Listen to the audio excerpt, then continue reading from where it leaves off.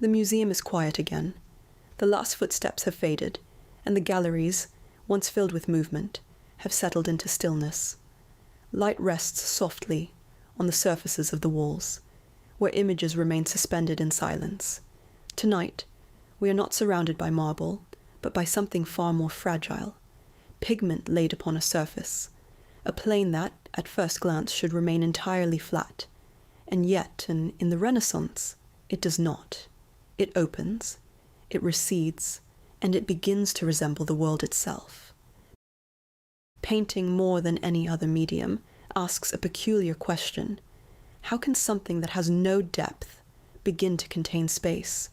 How can color and line persuade the eye to believe in distance, in atmosphere, in the presence of bodies that are not truly there? These questions, which now seem fundamental to the act of painting, were not always central to the making of images. For much of history, pictures were not intended to imitate the visible world as it appears to us. They functioned instead as symbols, vehicles of meaning rather than illusions of reality. Gold backgrounds replaced sky. Figures were arranged according to spiritual hierarchy rather than spatial logic, and the purpose of the image was not to convince the eye, but to guide the mind toward the divine. The Renaissance marks a shift in this understanding. It is not a sudden rupture, but a gradual reorientation, one that unfolds through observation, experiment, and the rediscovery of ancient ideas. In the cities of central Italy, and particularly in Florence, artists begin to ask not only what an image means, but how it is seen. Vision itself becomes a subject of study. Geometry enters the studio, and light is examined, measured, and translated into paint. The surface of the painting is reconceived as a kind of window, an opening through which the viewer is invited to look into a constructed world. This transformation does not belong to a single artist, nor to a single moment. It emerges through a network of thinkers, patrons, and craftsmen, each contributing to a broader redefinition of what art could be. The workshop becomes a site of inquiry, where manual skill and intellectual ambition begin to converge. Painting is no longer simply a craft. It begins to claim the status of a discipline grounded in knowledge, theory, and the careful study of nature. And yet, even as painting moves toward illusion, it never fully abandons its nature as surface. The tension remains between flatness and depth, between material and image, between what is seen and what is constructed. To walk through a gallery of Renaissance painting is to move between these tensions, to encounter works that appear stable and harmonious, yet are built upon careful systems of calculation and control. Perspective organizes space, composition directs attention, and light shapes form. What appears natural is in fact highly deliberate. Tonight, we will follow this transformation from the symbolic image to the illusionistic world, from the devotional panel to the intellectual construction. We begin, as before, not with mastery, but with what came before it. To understand how painting learned to create space, we must first consider a time when space, as we know it, did not yet exist within the image. Particularly in the Latin West between the 12th and early 14th centuries, does not operate within the same visual logic that later defines the Renaissance. It is not concerned with replicating the appearance of the natural world, nor with constructing a convincing illusion of space. Instead, it is embedded within a theological and philosophical framework in which representation serves a function that is fundamentally symbolic, didactic, and devotional. In this context, the image is not a window onto the world, but a surface upon which meaning is structured and made visible. As scholars such as Hans Belting have argued, medieval images must be understood within what he describes as a cult image tradition, in which the value of the image lies not in its mimetic accuracy, but in its capacity to mediate presence. The image does not merely depict, it participates in a system of belief. It is less an object to be viewed than a locus through which the sacred becomes perceptible. This distinction has profound implications for how form is organized. Figures within medieval paintings are arranged according to hieratic principles, rather than optical ones. Scale is determined by significance, not by spatial position. A central divine figure may appear larger than surrounding figures, not because it is closer to the viewer, but because it occupies a higher position within a spiritual hierarchy. Space, in the modern sense of a continuous and measurable field, is not constructed. Instead, the image presents a structured order of meaning, one that resists the illusion of depth in favor of conceptual clarity. The use of gold backgrounds in Byzantine and Western medieval painting further reinforces this departure from naturalism. Gold does not behave like a representation of light. It does not recede into distance or suggest atmospheric conditions. As Otto Pecht observed in his studies of early European painting, such surfaces function to deny the illusion of space altogether, creating instead a luminous field that situates the image outside of ordinary temporal and spatial experience. The background does not open into a world, it closes the image into a plane of transcendence. At the same time, it would be a mistake to interpret this visual language as a failure to observe or represent reality. Medieval artists were not unaware of the physical world, nor were they incapable of rendering it with precision. Rather, the relative absence of naturalism reflects a deliberate prioritization of meaning over appearance. The image is not intended to deceive the eye into believing in its reality. It is intended to guide the mind toward truths that are understood to lie beyond sensory perception. In this sense, the medieval image aligns with broader philosophical traditions, particularly those influenced by Augustinian and Neoplatonic thought, in which the visible world is understood as a reflection, imperfect and secondary, of a higher immaterial order. And yet, even within this framework, one can observe gradual shifts that suggest a changing relationship between image and viewer. By the late 13th and early 14th centuries, painters such as Giotto di Bondone begin to introduce elements that complicate the established conventions of representation. Figures acquire a greater sense of volume, gestures become more expressive, and architectural settings, while still inconsistent, begin to suggest a rudimentary spatial coherence. Giotto's frescoes, particularly those in the Arena Chapel in Padua, have often been interpreted as marking a decisive break with Byzantine traditions.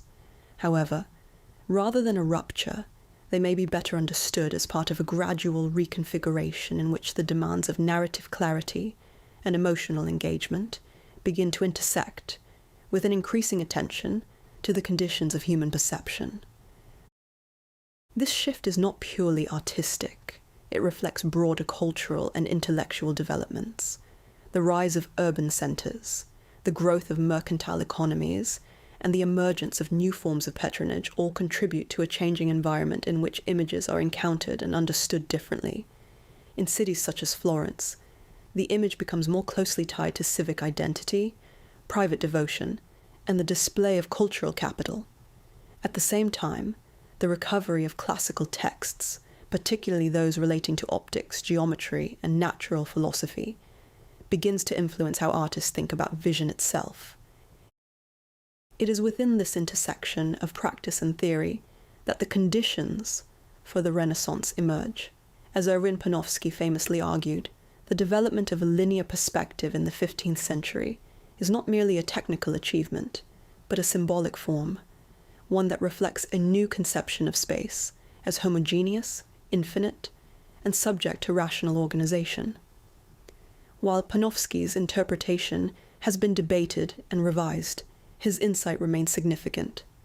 The transformation of pictorial space corresponds to a transformation in how the world is understood.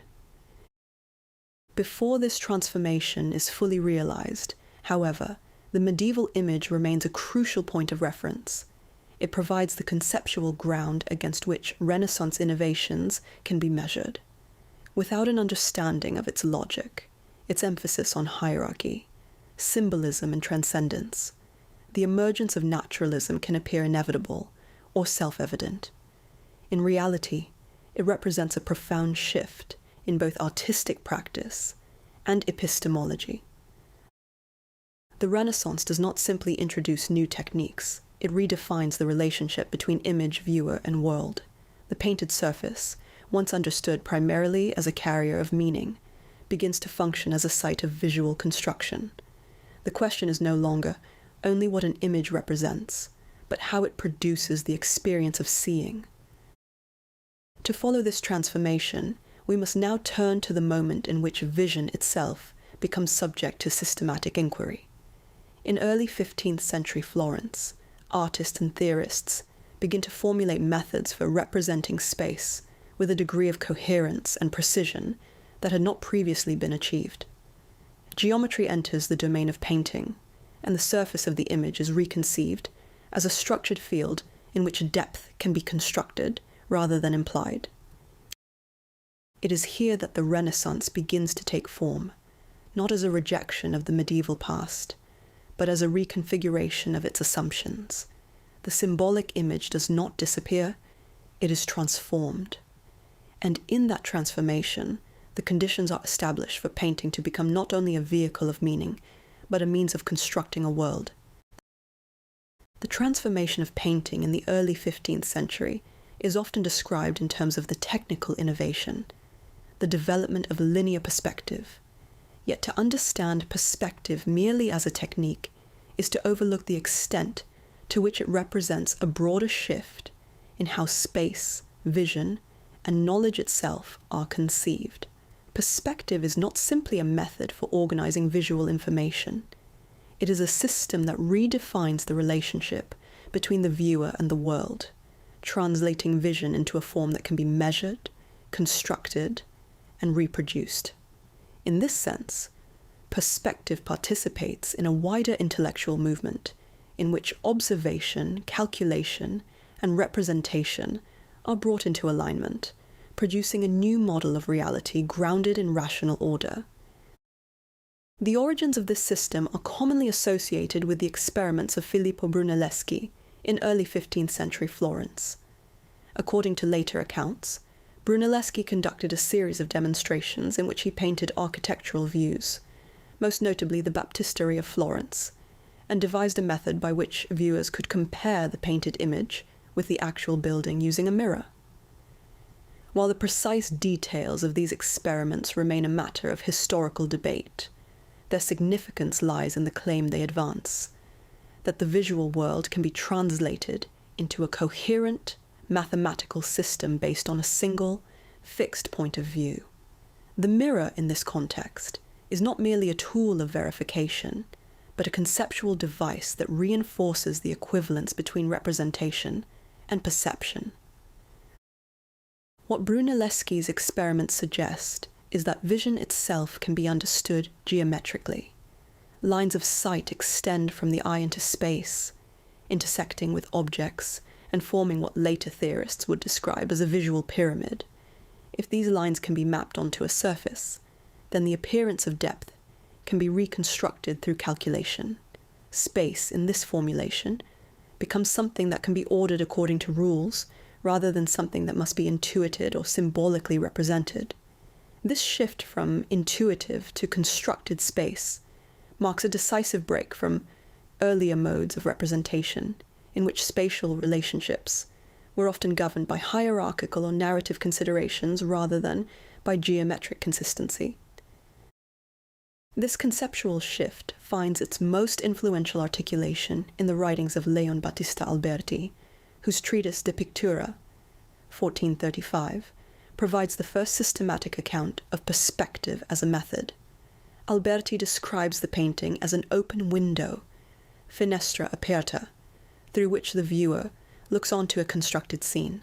This metaphor is not merely descriptive, it establishes a new model for understanding the image.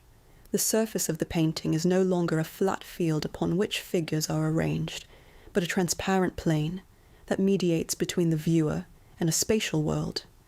The painting becomes an interface between perception and construction, governed by principles that can be taught, learned, and replicated. Within this framework, the construction of perspective relies on several key principles. A horizon line is established at the level of the viewer's eye, anchoring the entire composition. Orthogonal lines, those that recede into space, converge toward a vanishing point located on this horizon. Through this convergence, objects diminish in size according to their distance from the viewer, creating the illusion of depth. What had previously been suggested through overlapping forms or symbolic scaling is now governed by a consistent and repeatable system. The image acquires an internal logic that is independent of narrative content, allowing space to function as an organizing structure in its own right. The implications of this system extend beyond the representation of space. Perspective positions the viewer at a specific point, both physically and conceptually. The image is organized around a single, stable observer, whose viewpoint determines the structure of the entire composition. In this sense, perspective can be understood as embodying a particular conception of subjectivity, one in which the world is ordered in relation to a viewing subject. The viewer is no longer external to the image. They are implicitly inscribed within it, occupying the position from which the system resolves into coherence. This interpretation has been explored extensively by Erwin Panofsky, who described linear perspective as a symbolic form. For Panofsky, perspective reflects a broader cultural transformation in which space is conceived as homogeneous, infinite, and mathematically structured. This conception is not derived directly from empirical observation, but from a synthesis of philosophical and scientific developments that redefine how reality is understood. While Panofsky's formulation has been subject to critique, particularly for its emphasis on coherence and universality, it nevertheless highlights the extent to which perspective is embedded within a specific historical and intellectual context, rather than functioning as a neutral or inevitable development.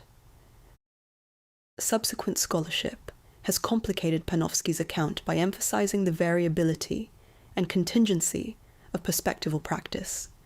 Rather than representing a fully coherent system uniformly applied, early Renaissance perspective often operates as a set of approximations, adapted to specific artistic and contextual needs. The work of Michael Baxendale, for example, situates perspective within the period eye, arguing that visual perception is shaped by cultural habits, including mercantile arithmetic, architectural experience, and rhetorical training. From this perspective, the adoption of linear perspective is not solely a theoretical breakthrough, but a response to existing modes of thought that prioritize measurement, proportion, and calculability. At the same time, it is important to recognize that perspective, even in its early formulations, is not a neutral or purely objective system. It is a construction, one that simplifies and regulates vision according to a set of assumptions. The single-point perspective that emerges in 15th century Italy privileges a particular mode of seeing, one that is centered, stable, and monocular. It excludes other possibilities, multiple viewpoints, shifting perspectives, or the experiential complexity of moving through space. In this sense, perspective does not simply replicate vision, it disciplines it, establishing norms that define what counts as correct representation. This disciplinary function can be understood in relation to broader theoretical frameworks concerning vision and power. Although, writing in a much later context, Michel Foucault provides a useful lens through which to interpret systems that organize visibility. For Foucault, the arrangement of space is inseparable from the production of knowledge, as it determines how objects are observed, classified, and understood. Perspective, by organizing space into a coherent and measurable field, contributes to this process, producing a visual environment in which relationships can be analyzed and controlled. While it would be reductive to equate Renaissance perspective directly with modern disciplinary systems, the alignment between visibility and knowledge remains significant. Artists of the early Renaissance engage with perspective in varying ways, revealing both its potential and its limitations. In works such as the Holy Trinity, in Santa Maria Novella, perspective is employed with remarkable precision to construct an architectural space that appears to recede beyond the wall. The placement of the vanishing point at the viewer's eye level reinforces the illusion, drawing the observer into a spatial relationship with the depicted scene. At the same time, the theological content of the image remains central, demonstrating that perspective does not replace symbolic meaning, but interacts with it. In contrast, the work of Piero della Francesca emphasizes the abstract qualities of perspective, treating spatial construction as an end in itself. His compositions are characterized by clarity, balance, and a reduction of narrative complexity, foregrounding the geometric structure of the image. Perspective, in this context, becomes a means of exploring order and proportion, rather than simply creating illusion. The figures, often static and detached, reinforce the sense that the painting operates according to principles that transcend immediate experience. The integration of perspective into painting also raises questions about the relationship between art and science. As perspective relies on geometry and optics, it aligns painting with disciplines traditionally associated with intellectual inquiry. This alignment contributes to the elevation of painting from a manual craft to a liberal art, one that requires knowledge as well as skill. The painter becomes a figure who operates at the intersection of observation, calculation, and invention, participating in broader intellectual currents that define the Renaissance. Yet even as perspective offers a powerful tool for representing space, it does not eliminate the tensions inherent in the painted image. The surface remains flat, even as it appears to open into depth. The illusion depends on the viewer's willingness to accept the conventions that produce it. As Ernst Gombrich has argued, pictorial representation operates through a process of schema and correction, in which both artist and viewer rely on learned conventions to interpret visual information. Perspective succeeds not because it perfectly replicates vision, but because it provides a coherent framework that can be recognized and understood. This reliance on convention underscores the constructed nature of perspectival space. The system does not emerge directly from the world. It is imposed upon it, organizing visual experience according to a set of rules. These rules, once established, become naturalized, appearing self-evident rather than contingent. The viewer comes to accept the perspectival image as a faithful representation, even though it is the product of specific historical conditions. The invention of perspective therefore marks not only a technical advance, but a transformation in the conditions of viewing. The image becomes a site in which vision is both represented and regulated, where the relationship between viewer and world is carefully staged. The Renaissance painting does not simply show space, it teaches the viewer how to see it. This pedagogical function extends beyond the individual work, shaping broader habits of perception that persist beyond the historical moment of their formation. As perspective becomes more widely adopted, it interacts with other elements of painting, light, color, and composition, to produce increasingly complex visual systems. Artists explore its possibilities, adapt its principles, and, at times, challenge its assumptions. The system remains central, but it is never entirely stable. Its application reveals both its power and its limitations, prompting further developments that expand the scope of painting as a discipline. To follow these developments, it is necessary to move from the system itself to those who employ it. Perspective provides a framework, but it is through individual artists that this framework is explored, modified, and extended. In the work of figures such as Sandro Botticelli, the logic of space will intersect with myth poetry and philosophy, opening new possibilities for what painting can become. The emergence of new pictorial methods in the early 15th century cannot be understood solely through the lens of individual invention or theoretical formulation. While the development of perspective provides a framework for representing space, its application depends upon a set of social, economic, and institutional conditions that make such experimentation possible. It is within the city of Florence that these conditions converge with particular intensity, creating an environment in which painting becomes both a site of innovation and a reflection of broader cultural transformations. Florence in the early Quattrocento was neither the largest nor the most politically stable city in the Italian peninsula, yet it occupied a distinctive position as a center of commerce, finance, and civic identity. Its wealth derived not from territorial expansion, but from banking, trade, and the organization of production through guild structures. This economic foundation shaped the conditions under which artistic work was commissioned, produced, and received. As Richard Goldthwaite has demonstrated, the accumulation of capital in Florence generated a demand for visual and material display that extended across both public and private spheres. Artistic production must therefore be understood within a system in which wealth, visibility, and cultural expression are closely aligned. Painters did not operate in isolation. They were embedded within a network of the workshops, patrons, and institutions that defined both the scope and the meaning of their activity. The guild system, in particular, played a crucial role in structuring artistic practice. Painters were associated with the Arte dei Medici e Speciali, a guild that also included apothecaries, due to the shared use of pigments and materials. Membership in a guild provided a framework of regulation and training, but it also situated painting within a broader system of labor and exchange.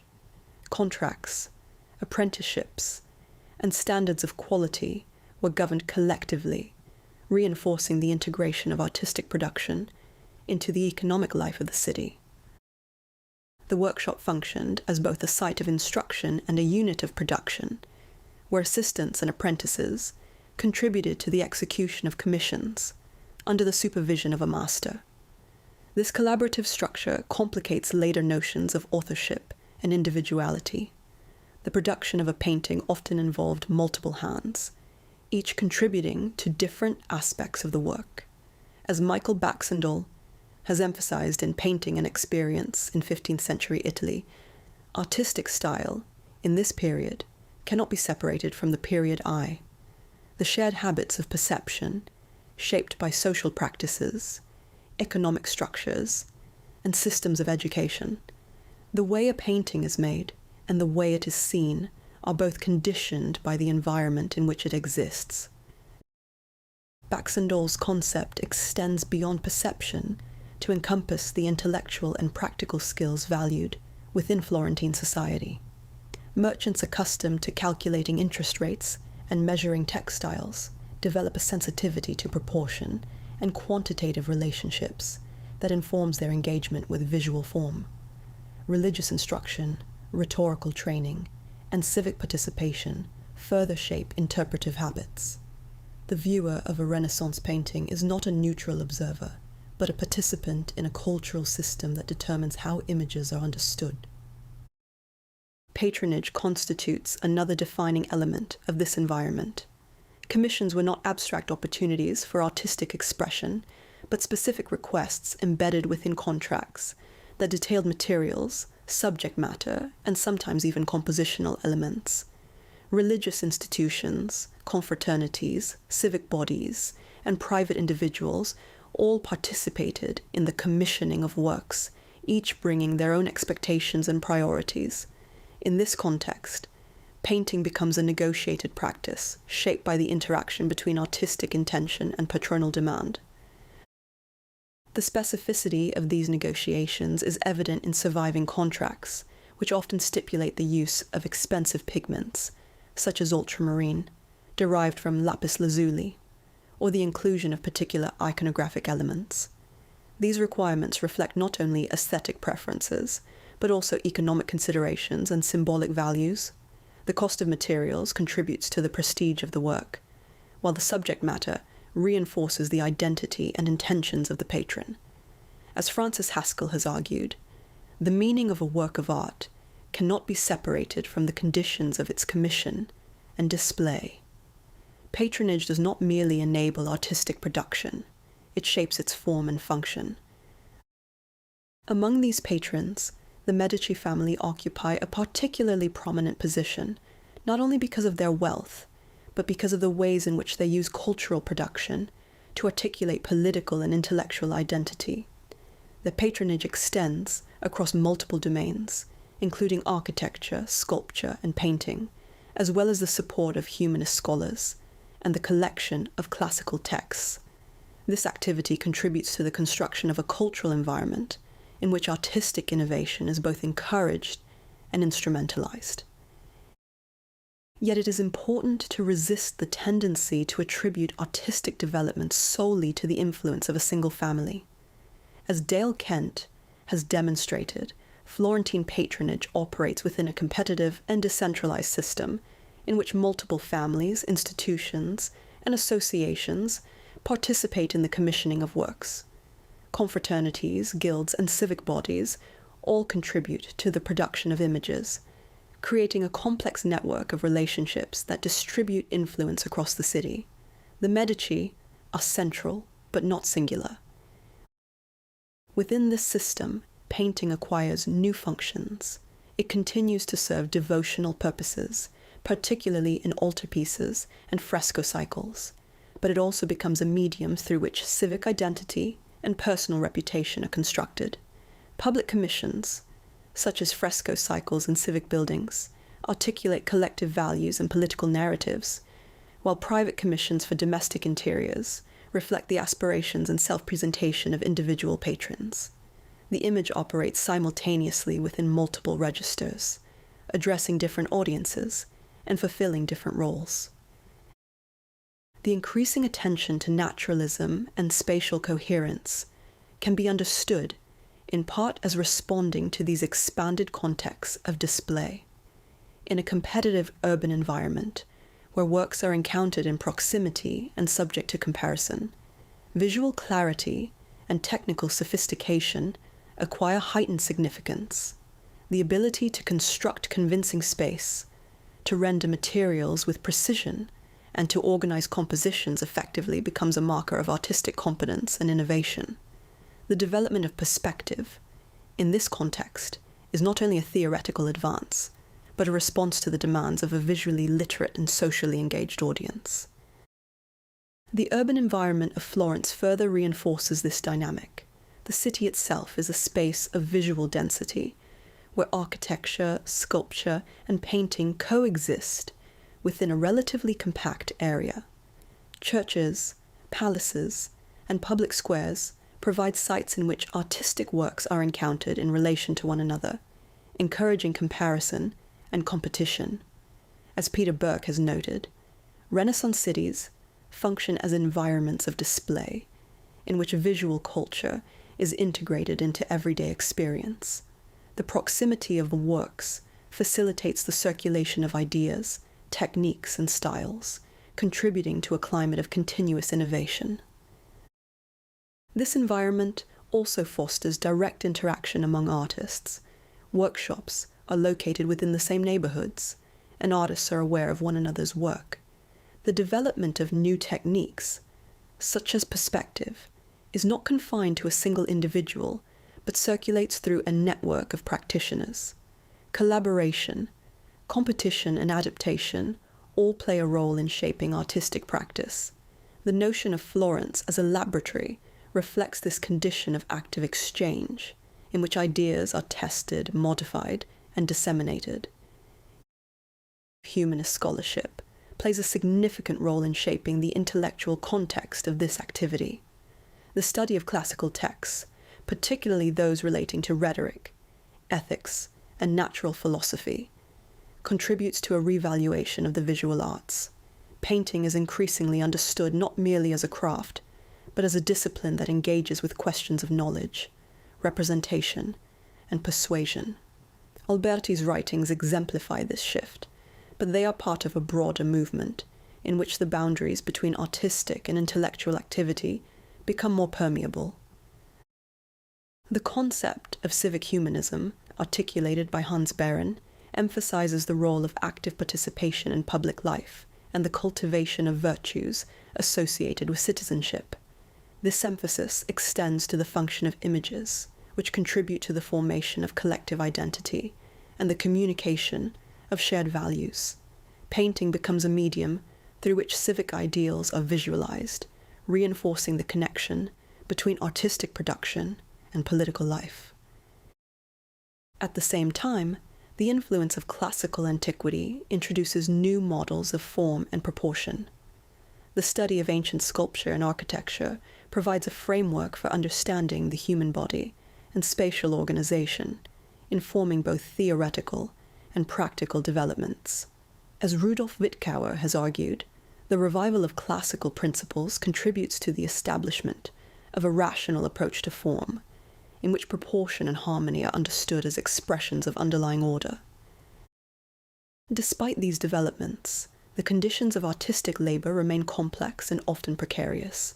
Workshops depend on a steady flow of commissions, and the production of large-scale works requires coordination, resources, and time. The introduction of new techniques does not eliminate these constraints. Rather, it operates within them. Perspective, for example, may offer a method for constructing space, but its implementation requires both technical knowledge and practical adaptation. Artists must negotiate between ideal systems and the realities of materials, deadlines, and patronal expectations. The characterization of Florence as a laboratory is therefore not meant to suggest a controlled or isolated environment, but rather a space in which multiple forces intersect to produce new forms of artistic practice. Experimentation occurs not in abstraction, but within a dense network of relationships that shape both possibility and limitation. The innovations of the early Renaissance emerge from this interplay, rather than from any single source. To consider painting in this context is to recognize that its transformation is not solely a matter of visual technique. It involves a reconfiguration of the conditions under which images are made, commissioned, and understood. The development of perspective, the increasing attention to naturalism, and the elevation of painting as a discipline are all embedded within a broader cultural shift, one that redefines the role of the image within society. This shift also alters the position of the artist. While still operating within workshop structures and patronage systems, painters begin to engage more directly with intellectual and theoretical concerns. The boundaries between artisan and thinker become less rigid, allowing for new forms of artistic identity to emerge. This development does not occur uniformly, nor does it eliminate existing constraints, but it introduces a new dimension to artistic practice that will become increasingly significant in the later Renaissance. It is within this environment that individual artists begin to explore the possibilities opened by these changes, the systems that have been established, of space, of patronage, of intellectual inquiry, provide a framework within which different approaches can emerge. In the work of Sandro Botticelli, these elements will take on a particular form, one that combines the logic of spatial construction with a renewed engagement with myth, poetry, and the expressive potential of the painted image. If the development of perspective and the conditions of Florentine production establish a framework for the transformation of painting, the work of Sandro Botticelli reveals how that framework could be extended beyond the imitation of the visible world toward a more complex engagement with narrative, philosophy, and the expressive potential of form. Botticelli occupies a position within the history of Renaissance painting that is at once central and elusive. His works are among the most recognizable of the period, yet they resist straightforward classification within the dominant trajectory of naturalism that is often used to define the Renaissance. Rather than advancing the systematic construction of space, Botticelli's paintings reconfigure the function of the image itself, privileging surface, rhythm, and symbolic articulation over optical coherence. Working in Florence during the latter half of the 15th century, Botticelli was shaped by the same environment that fostered the development of perspective and the increasing attention to the study of nature. He was trained within the workshop system, likely under Fra Filippo Lippi, and participated in a network of commissions that connected artists, patrons, and intellectuals. Yet his paintings do not pursue the systematic construction of space in the manner of contemporaries such as Masaccio, or later figures such as Leonardo. Instead, they emphasize line, rhythm, and the expressive arrangement of figures across the surface of the panel. The spatial logic of his works is often secondary to their compositional and symbolic coherence, producing images that resist immersion while inviting interpretation. This distinction becomes particularly evident in paintings such as Primavera and The Birth of Venus, both associated with the cultural milieu surrounding the Medici family. These works depart from the predominantly religious subject matter of earlier painting, engaging instead with themes drawn from classical mythology. However, they do not simply revive ancient narratives. They reinterpret them within a framework informed by contemporary philosophical thought, particularly the form of Neoplatonism, cultivated in Florentine intellectual circles. The interpretation of Botticelli's mythological paintings has been shaped by the work of Aby Warburg and Edgar Wind, whose analyses emphasize the relationship between visual form and symbolic meaning. Warburg's concept of Nachleben der Antike, the survival and transformation of classical antiquity, identifies in Botticelli's figures a dynamic quality that he termed bewegtes Leben, or animated life. This movement is not merely physical, it is expressive, conveying emotional and intellectual intensity through gesture, drapery, and posture. Botticelli's figures are not static embodiments of ideal form. They are carriers of energy, transmitting meaning through motion. Wind extends this analysis by situating Botticelli's imagery within a Neoplatonic framework, particularly the writings of Marsilio Ficino. In this context, beauty is understood as a mediator between the material and the spiritual, a visible manifestation of higher immaterial truths. The image functions not as a direct representation of the physical world, but as a vehicle for intellectual contemplation. Botticelli's paintings, therefore, operate on multiple levels, as visual objects, as symbolic constructions, and as philosophical statements. Within this interpretive framework, The Birth of Venus can be understood not merely as a depiction of a mythological event, but as an allegory of ideal beauty. Venus, emerging from the sea, is not situated within a convincingly constructed space. The landscape behind her is simplified, the scale of elements is not governed by a consistent perspectival system, and the emphasis falls instead on the linear contour of her body and the rhythmic movement of surrounding figures. The painting does not seek to persuade the viewer of its spatial reality. It seeks to engage the viewer in a process of contemplation, in which beauty is apprehended as both visual and intellectual. The treatment of Venus's body exemplifies this approach. Her proportions are elongated, her posture subtly unstable, and her gaze detached from any immediate interaction with the surrounding environment. These features have often been interpreted as deviations from anatomical correctness. However, to frame them as errors is to misunderstand their function. As Ernst Gombrich has argued, Renaissance artists do not simply reproduce nature, they select and transform it according to expressive and conceptual aims. Botticelli's Venus is not intended as a naturalistic figure, but as a constructed ideal, shaped by aesthetic and philosophical considerations. Similarly, Primavera presents a complex arrangement of figures whose relationships are not immediately resolved through narrative clarity or spatial coherence. The grove in which they stand does not open into depth in the manner of a perspectival construction.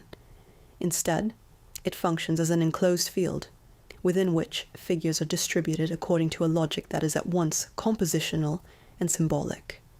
The viewer is invited not to enter the space, but to read it, to trace connections between figures, gestures, and motifs, and to consider the layers of meaning that they suggest. The iconography of Primavera has been the subject of extensive scholarly debate. Interpretations have ranged from allegories of spring and fertility to complex Neoplatonic programs involving the ascent of the soul. Charles Dempsey, for example, has emphasized the role of poetic sources, particularly the writings of Angelo Poliziano, in shaping the imagery. The painting can thus be understood as operating within a network of textual and visual references, in which meaning is generated through the interplay of multiple sources. This multiplicity of interpretation reflects a broader characteristic of Botticelli's work, its resistance to closure. Unlike paintings that guide the viewer toward a single coherent reading, Botticelli's images remain open, inviting sustained engagement. The absence of a dominant perspectival structure contributes to this openness, allowing the surface to function as a field of relations, rather than as a window onto a unified space. The emphasis on line in Botticelli's paintings is central to this effect. Contours are carefully articulated, creating figures that appear both defined and weightless. Drapery flows in patterns that emphasize rhythm rather than the underlying structure of the body. This linearity has often been associated with the Florentine emphasis on drawing, disegno, but in Botticelli's case, it acquires a particular expressive function. Line does not merely define form, it animates it, producing a sense of movement that operates independently of spatial depth. This approach can be contrasted with the more volumetric treatment of form found in the work of contemporaries such as Leonardo da Vinci, where light and shadow are used to model bodies within a coherent spatial environment. Botticelli, by contrast, allows the surface to remain visible, resisting the complete dissolution of the image into illusion. The painting retains a decorative quality, in which pattern, rhythm, and contour are as significant as representation. In this respect, Botticelli's work can be understood as negotiating the tension between surface and space that defines Renaissance painting more broadly. While perspective offers a means of constructing depth, Botticelli does not fully commit to its logic. Instead, he allows the surface to assert itself, creating compositions that are at once spatial and decorative, structured yet fluid. The image does not dissolve into illusion. It retains a sense of its own material presence. The relationship between Botticelli's paintings and the intellectual culture of Florence further complicates their interpretation. The circles associated with the Medici court, including Ficino and Poliziano, engage with classical texts in ways that emphasize allegory, symbolism, and the ascent of the soul toward higher forms of understanding. While the extent to which Botticelli directly participated in these discussions remains uncertain, his works reflect a sensitivity to the themes that occupy these thinkers. Beauty, love, and transformation are not merely subjects, they are organizing principles that shape the structure of the image. At the same time, Botticelli's career is marked by shifts that reflect changing cultural and political conditions.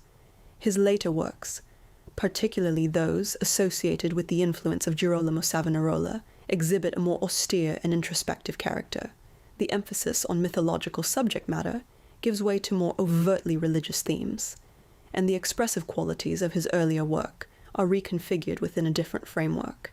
This shift underscores the extent to which artistic production is responsive to broader contexts, rather than determined solely by internal development. The historiography of Botticelli's work reflects these complexities. During the High Renaissance and beyond, his departure from strict naturalism contributed to a relative decline in critical attention, as artists such as Leonardo and Raphael came to be seen as exemplifying the achievements of the period. It was only in the 19th century, particularly through the writings of John Ruskin and later scholars, that Botticelli's work was re-evaluated, appreciated for its linear elegance and symbolic depth. More recent scholarship has emphasized the diversity of Renaissance practices, challenging the notion of a single, unified trajectory toward naturalism. Botticelli's work is now understood not as an anomaly, but as part of a broader field in which multiple modes of representation coexist. As Elizabeth Cropper has argued, the emphasis on line and surface in Botticelli's paintings reflects a distinct conception of pictorial form, one that cannot be reduced to a failure to achieve naturalism. To consider Botticelli within this broader field is to recognize that Renaissance painting is not defined by a single trajectory. The development of perspective, the rise of naturalism, and the changing conditions of patronage all contribute to a transformation in how images are made and understood. Yet within this transformation, there remains space for variation, for different responses to the same set of possibilities. Botticelli's paintings, in their emphasis on line, symbolism, and the expressive arrangement of figures, demonstrate that the Renaissance is not simply a story of increasing realism. It is a period in which the nature of the image itself is reconsidered, in which new systems are introduced, but not universally adopted, and in which the relationship between surface and space remains a site of ongoing negotiation. From this perspective, Botticelli's work does not stand apart from the developments of the 15th century, but engages with them in a distinctive way. It explores the potential of painting not only to construct space, but to convey ideas that extend beyond it. In doing so, it prepares the ground for artists who will pursue a more systematic integration of observation, structure, and representation. It is within this transition that the work of Leonardo da Vinci emerges, bringing the study of nature and the construction of the image into a closer and more sustained alignment. The transformation of painting in the late 15th century reaches a critical threshold in the works of Leonardo da Vinci, where the problem is no longer confined to the construction of space, but extends to the conditions under which space becomes visible. While the system of linear perspective provides a framework for organizing forms within a coherent structure, it assumes a stability of vision that Leonardo's paintings repeatedly call into question. In his work, the image is not simply constructed according to geometry. It is shaped by the processes through which the eye perceives light, distance, and form. The decisive shift is epistemological as much as pictorial. Representation becomes inseparable from inquiry into the mechanisms of perception itself. This shift can be most clearly observed in The Last Supper, Santa Maria delle Grazie, Milan, where Leonardo engages directly with the principles of perspective while simultaneously expanding their function.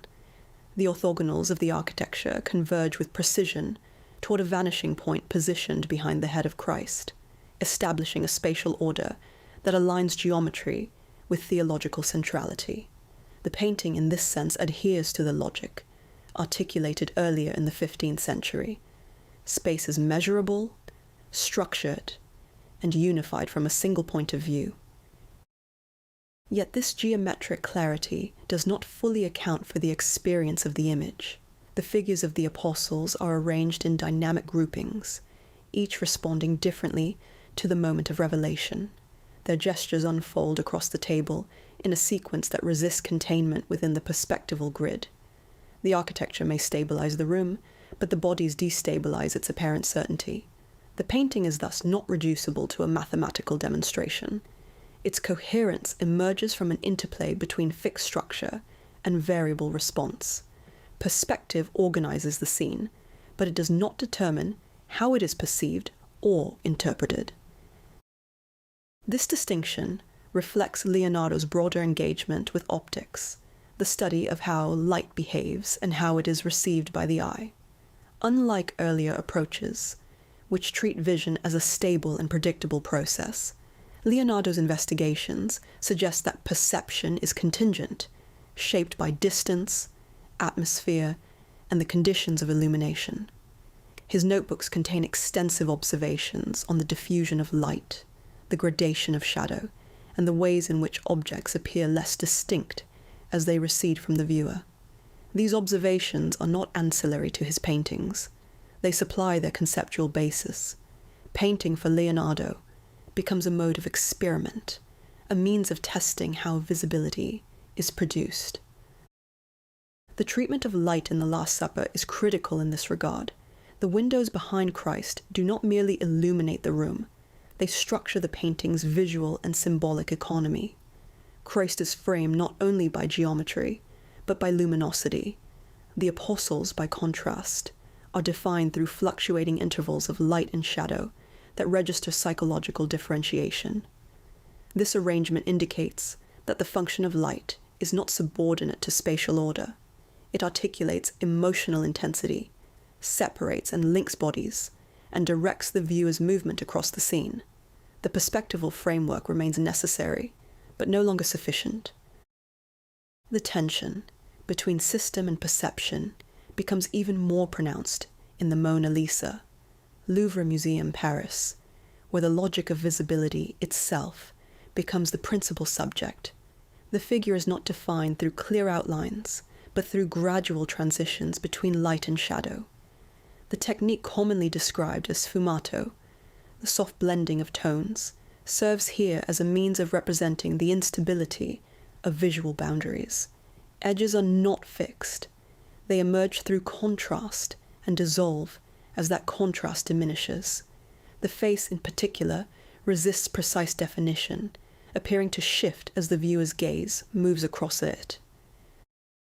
This perceptual ambiguity is not incidental but systematic.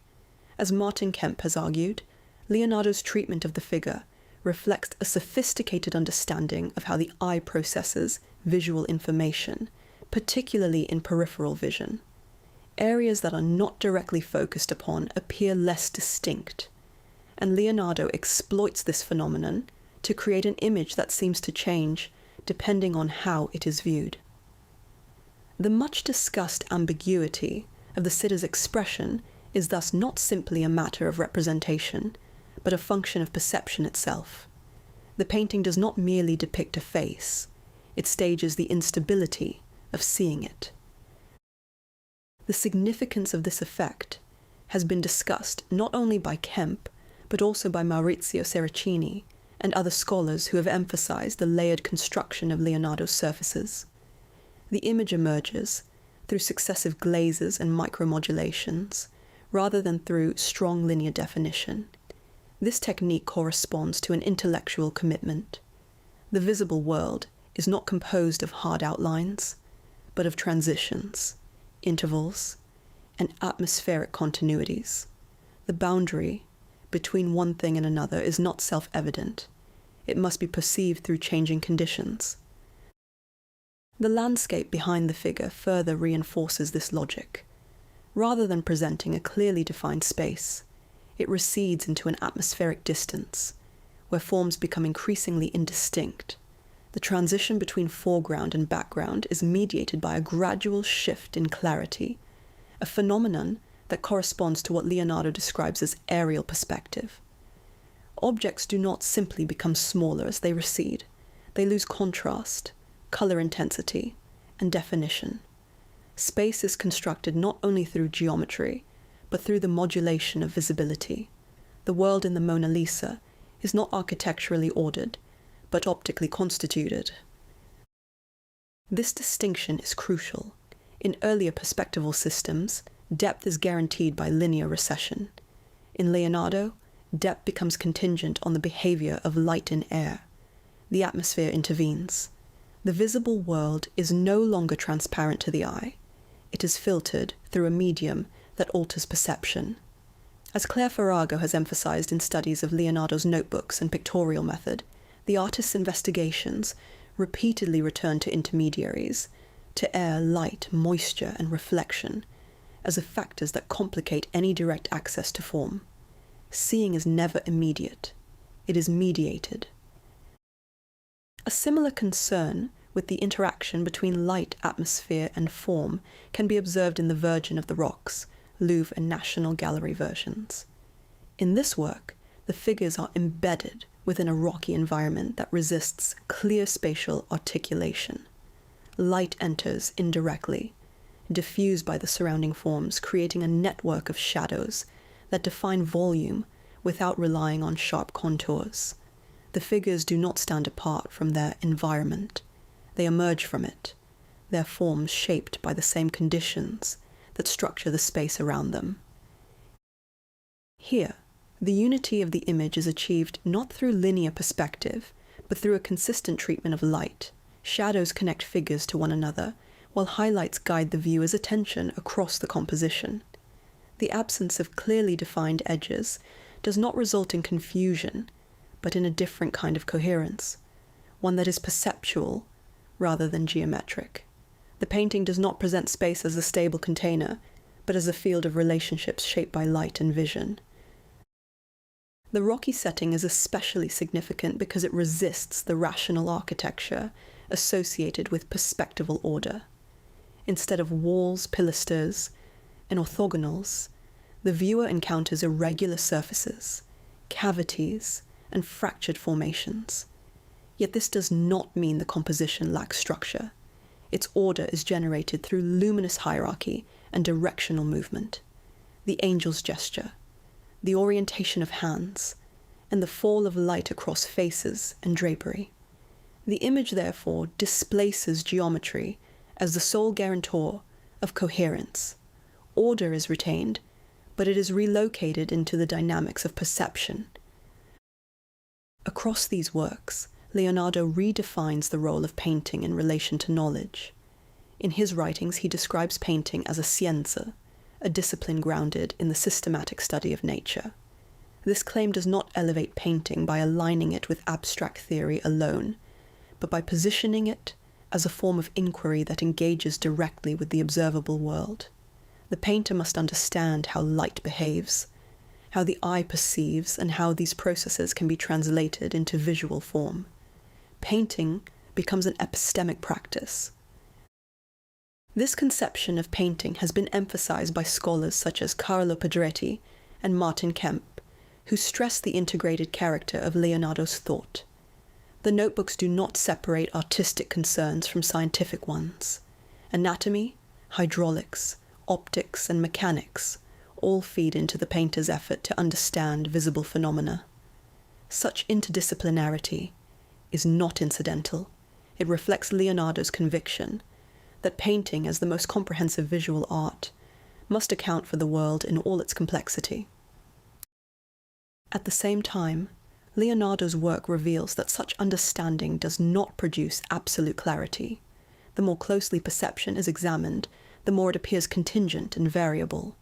Vision is not a transparent medium through which reality is directly apprehended. It is a process shaped by conditions that cannot be entirely controlled. Leonardo's paintings do not resolve this tension. They incorporate it.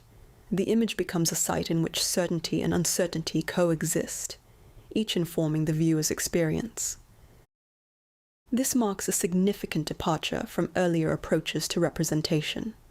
If perspective suggests a world that can be fully ordered and understood through geometry, Leonardo introduces the idea that such order is always partial. The visible world cannot be reduced to a set of stable relationships.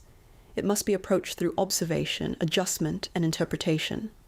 Painting, in this context, becomes less a means of constructing a perfect illusion than a way of engaging with the complexity of seeing. The implications of this shift extend beyond individual works. By foregrounding the conditions of perception, Leonardo expands the possibilities of painting, opening it to questions that cannot be resolved through technique alone. The image is no longer defined solely by its structure, but by the experience it produces, an experience that unfolds over time, requiring the active participation of the viewer. This temporal dimension is especially important. Leonardo's paintings do not yield themselves immediately. They demand duration, repeated looking, and interpretive labor. This demand has important consequences for the role of the viewer. The observer is no longer merely positioned before a coherent pictorial field, as in early perspective, but is required to negotiate a field of perceptual uncertainty. Meaning is not fully stabilized in advance. It emerges through the act of viewing.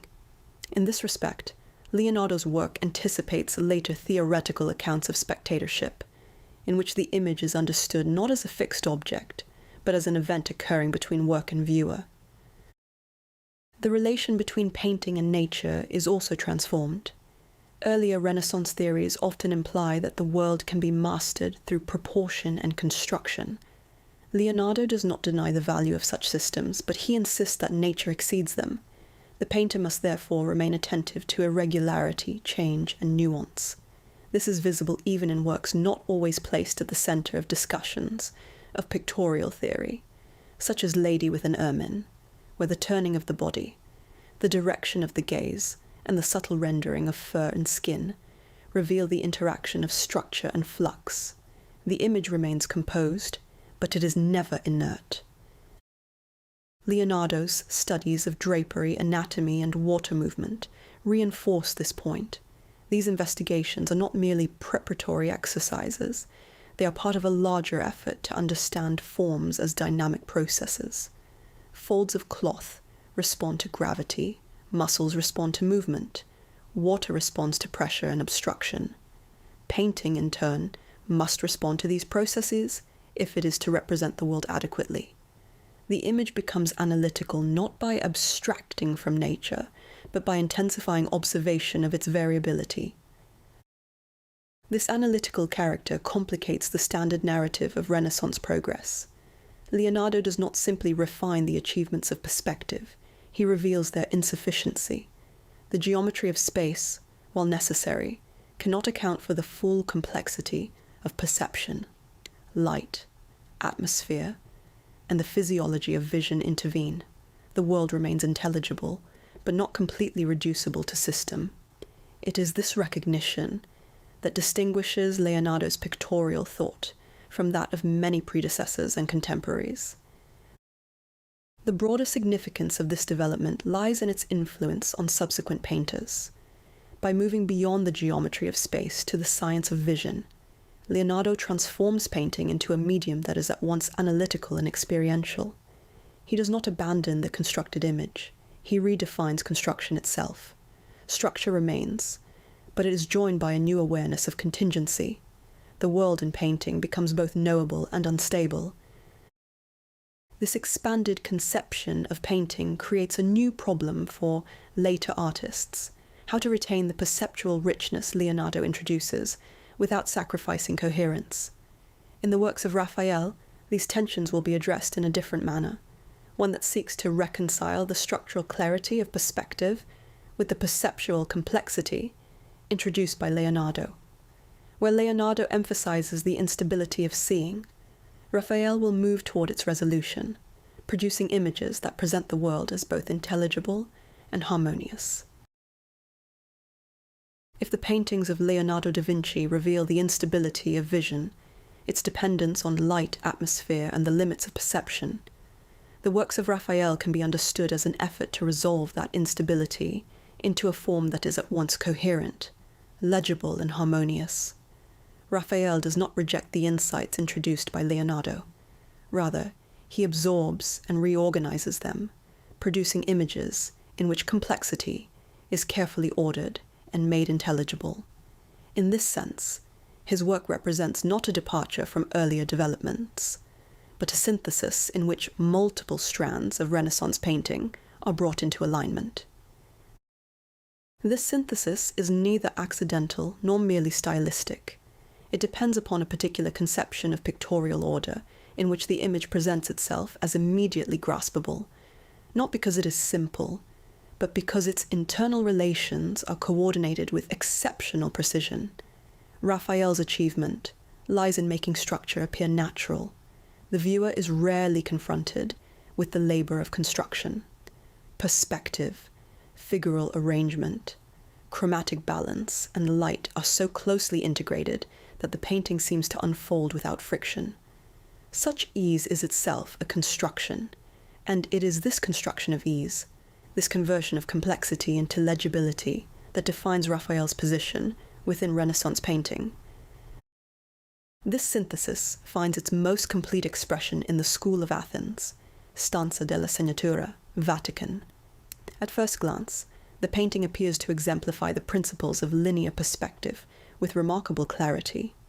The architectural setting is constructed through a system of orthogonals that converge toward a central, vanishing point, located between the figures of Plato and Aristotle. Space is not ambiguous or contingent. It is stable, measurable, and fully accessible to the viewer. The eye is guided effortlessly into depth, moving through a structure that appears both expansive and ordered. Yet the significance of the School of Athens lies not only in its spatial construction, but in the way that space organizes thought. The figures are distributed across the composition in a manner that reflects both physical placement and intellectual relationship. Groups form around gestures, conversations, and shared activities, creating a network of interactions that can be read simultaneously as spatial arrangement and philosophical discourse.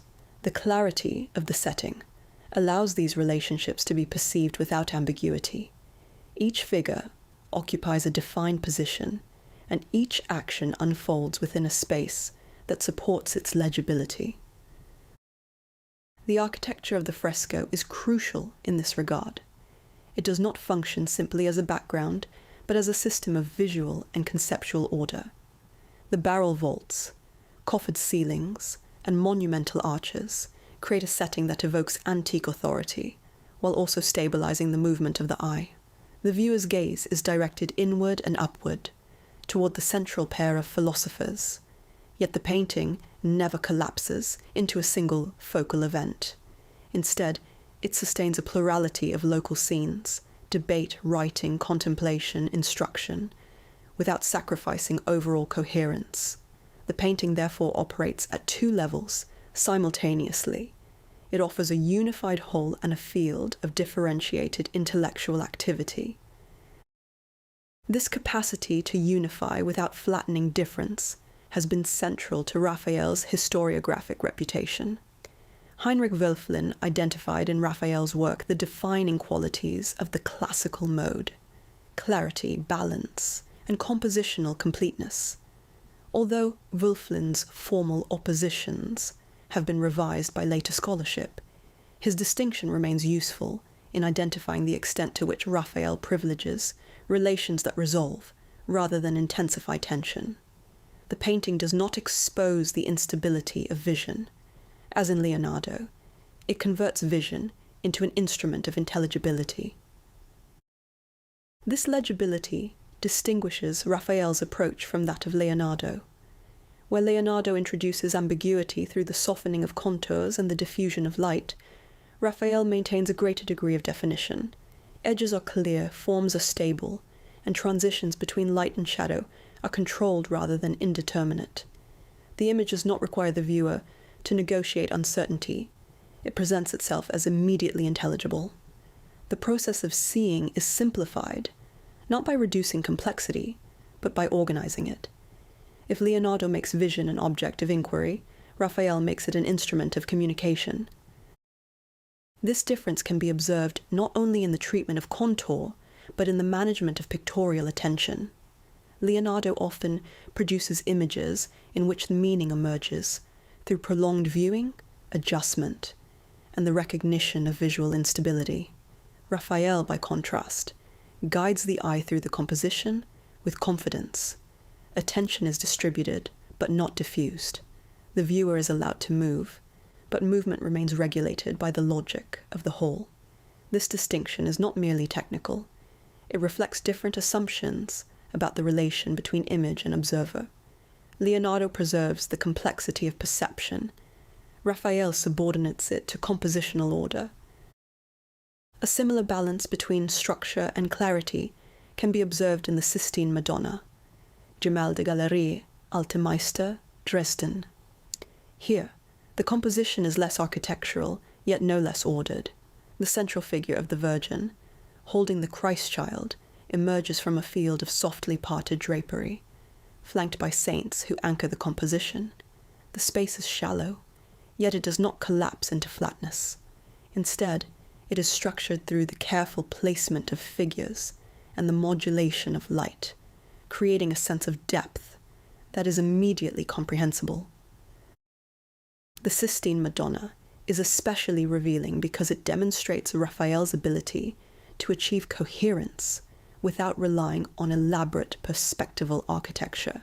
The pictorial field is organized through vertical alignment, figural symmetry, and tonal balance. The curtain functions as both a framing device and a threshold, marking the transition between the viewer's space and the sacred apparition. The clouds behind the Virgin create a dense but softened field, and the barely perceptible angelic faces embedded within them further complicate the distinction between figure and ground. Yet none of this produces instability. The image retains compositional control, converting atmospheric density into a stable field of revelation. The gaze of the Virgin, directed outward toward the viewer, establishes a direct connection between image and observer. Unlike the perceptual ambiguity found in Leonardo's works, this connection is stable and deliberate. The figures do not dissolve into their surroundings. They maintain a clear presence within the pictorial space. Even the well-known putti at the base of the composition, often reproduced independently, contribute to this sense of balance, grounding the image and reinforcing its compositional unity. They occupy the threshold between the sacred apparition and the viewer's world, mediating distance without destabilizing the image. Theological function also matters here. The Sistine Madonna is not only an exercise in formal balance, but a devotional image, structured to produce accessibility without diminishing transcendence. The Virgin appears near enough to be encountered, yet remains within a pictorial regime of elevated stillness. This equilibrium between immediacy and sanctity is characteristic of Raphael's religious works. The viewer is invited into relation with the sacred, but that relation is carefully mediated through order, clarity, and controlled affect. In the Madonna of the Meadow, Kunsthistorisches Museum, Vienna, Raphael further refines this approach, demonstrating how compositional clarity can coexist with a sense of natural ease. The triangular arrangement of the figures provides a stable structure, while the surrounding landscape recedes gently into the distance. Perspective is present, but it does not draw attention to itself. Instead, it operates quietly, supporting the overall harmony of the image. The figures are integrated into their environment without losing their distinctness, and the transitions between foreground and background are smooth, yet clearly articulated. The triangular structure of the Madonna compositions has long been recognized as a hallmark of high Renaissance balance, but in Raphael, it becomes more than a compositional formula. It allows for the distribution of emotional and visual relations with great economy. The positions of the Christ child and John the Baptist establish directional vectors across the composition, while the Virgin functions as the stabilizing axis. The geometry is firm, but it is not rigid. The figures interact with enough flexibility to preserve a sense of natural movement. This is one of Raphael's central achievements. Structure never appears merely imposed. It becomes the condition of grace. The landscape in such works also differs significantly from the atmospheric uncertainty of Leonardo. In Raphael, background space recedes with clarity. It supports rather than complicates the foreground. The world appears open, stable, and inhabitable. This does not mean it is less constructed. On the contrary, it is carefully calibrated to avoid distraction and to maintain proportional relation to the figures. The landscape is subordinated to figural intelligibility, contributing to a total image in which no element exceeds its role. Across these works, Raphael's engagement with the principles of perspective, light, and composition reveals a consistent aim: to produce images in which the conditions of seeing are made transparent. The viewer is not confronted with the complexity of perception, as in Leonardo, but is guided through a visual experience that appears natural and effortless. This effect is not the result of simplification, but of careful coordination. Each element of the painting, space figure, light, and gesture is adjusted in relation to the others, contributing to a unified whole. This emphasis on unity has also been interpreted in relation to broader cultural ideals. John Shearman, in his writings on high Renaissance art, emphasizes the degree to which works of this period are characterized by poised resolution rather than overt tension. The image appears complete in itself, neither fragmentary nor unstable. Raphael's paintings exemplify this condition with particular force. They produce not simply order, but the appearance of inevitability, as though no element could be otherwise positioned without disrupting the harmony of the whole. At the same time, Raphael's paintings do not eliminate the complexity introduced by earlier developments. The knowledge of perspective, the attention to light, and the study of the human figure all remain present. What changes is the way in which these elements are integrated. Rather than emphasizing their individual effects, Raphael subsumes them within a larger system, one that presents the world as ordered and comprehensible. The tensions between surface and depth, structure and perception, are not resolved by choosing one over the other, but by balancing them. This balance extends to the relationship between painting and knowledge. If Leonardo approaches painting as a form of inquiry into the processes of perception, Raphael presents it as a means of communicating that inquiry in a clear and accessible form. The image becomes not only a site of exploration, but a vehicle of transmission. It conveys ideas, whether philosophical, theological, or aesthetic, in a manner that is immediately graspable by the viewer. In this respect, Raphael's work is fundamentally rhetorical. It persuades through order. The rhetorical dimension is especially evident in the Vatican stanza, where painting participates in the articulation of papal intellectual authority. The School of Athens does not merely illustrate philosophy, it stages an ideal community of thought under conditions of visual coherence. The arrangement of bodies, the architecture of the setting, and the compositional centrality of Plato and Aristotle all contribute to a persuasive image of knowledge as ordered discourse. Raphael's clarity is therefore not politically neutral. It supports institutional programs by presenting complexity in governable form. This point invites comparison with contemporary humanist ideals. The recovery of classical rhetoric in the Renaissance places renewed emphasis on order, decorum, and persuasive arrangement. Raphael's pictorial method can be understood within this context. His paintings do not simply represent objects and figures. They arrange them according to a logic of eloquence. As classical rhetoric organizes arguments for maximum intelligibility, Raphael organizes visual elements so that meaning appears both immediate and authoritative. This rhetorical clarity has enduring consequences for art history. Raphael's synthesis of perspective, form, and balance establishes a model that later critics and artists repeatedly treat as exemplary. His paintings are emulated not only because they are technically accomplished, but because they make order visible. They convert pictorial construction into a form of intelligibility that can be taught, studied, and reproduced.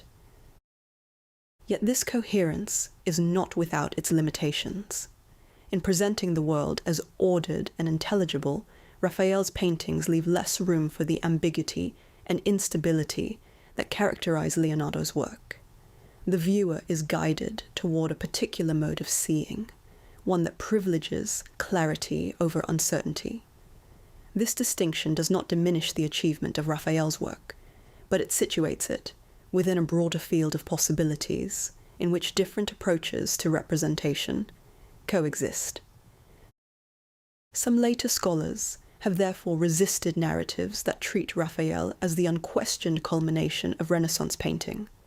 Such narratives risk equating coherence with superiority, marginalizing forms of pictorial thought that operate through instability, fragmentation, or ambiguity.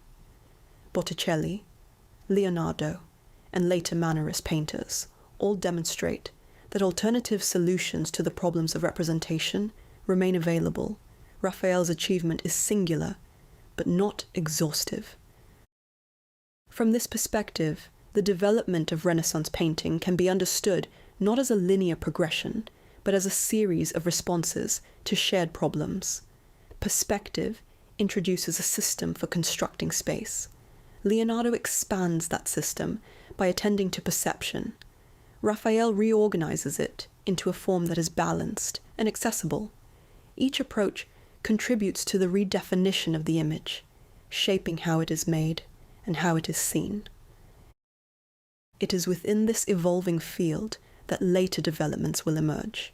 The clarity achieved in Raphael's paintings does not mark the end of inquiry, but provides a foundation upon which new questions can be posed. The very completeness of his synthesis makes it a point of tension for subsequent artists. Once pictorial order has been brought to such a degree of resolution, the next move is no longer simple refinement. It is pressure, distortion, and deliberate reconfiguration.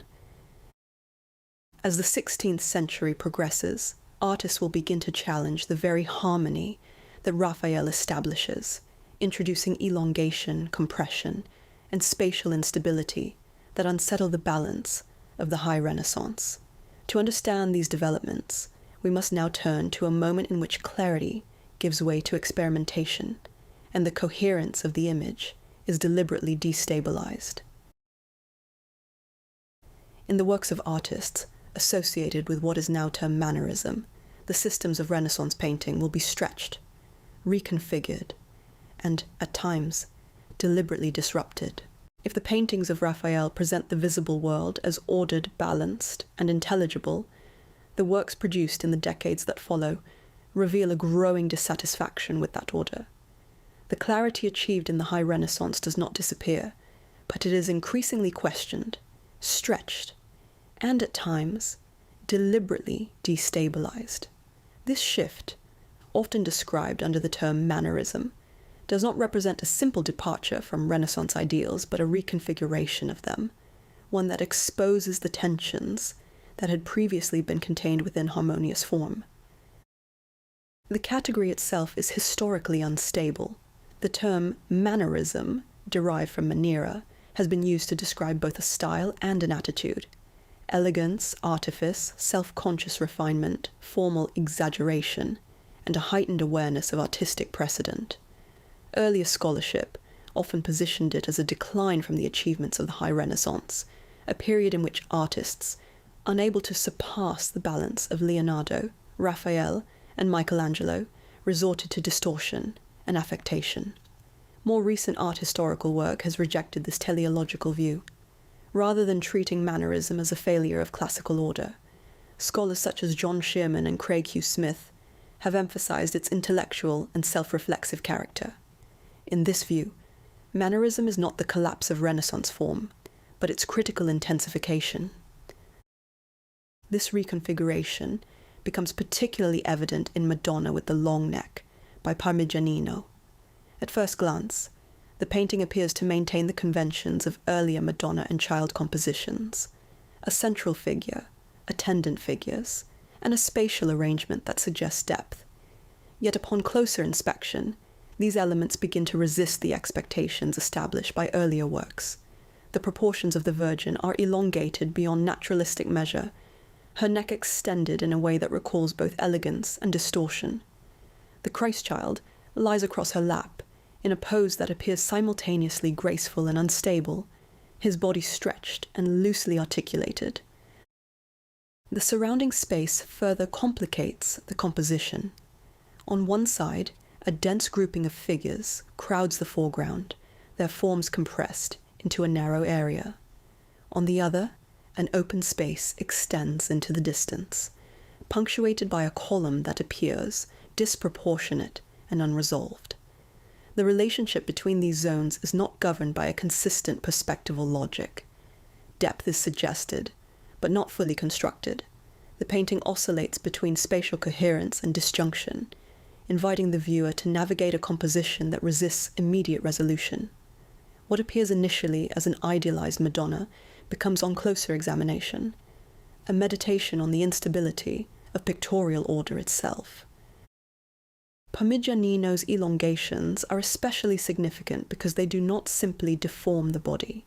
They recalibrate the terms by which beauty is apprehended. The Virgin's body is not rendered as anatomically persuasive in the classical sense, but as a stylized vehicle of refinement. Grace here is inseparable from distortion. The result is not a rejection of Renaissance ideals, but a demonstration that those ideals can be manipulated, intensified, and rendered unstable. The body becomes a site where idealization exceeds proportion, revealing the artificiality that classical harmony had sought to conceal. This tension between structure and distortion is not limited to a single work. In the Deposition from the Cross by Jacopo Pontormo, the instability of the image becomes even more pronounced. The figures appear weightless, their bodies arranged in a composition that seems to defy gravity. The absence of a clearly defined ground or horizon line removes the spatial anchor that would normally situate the scene.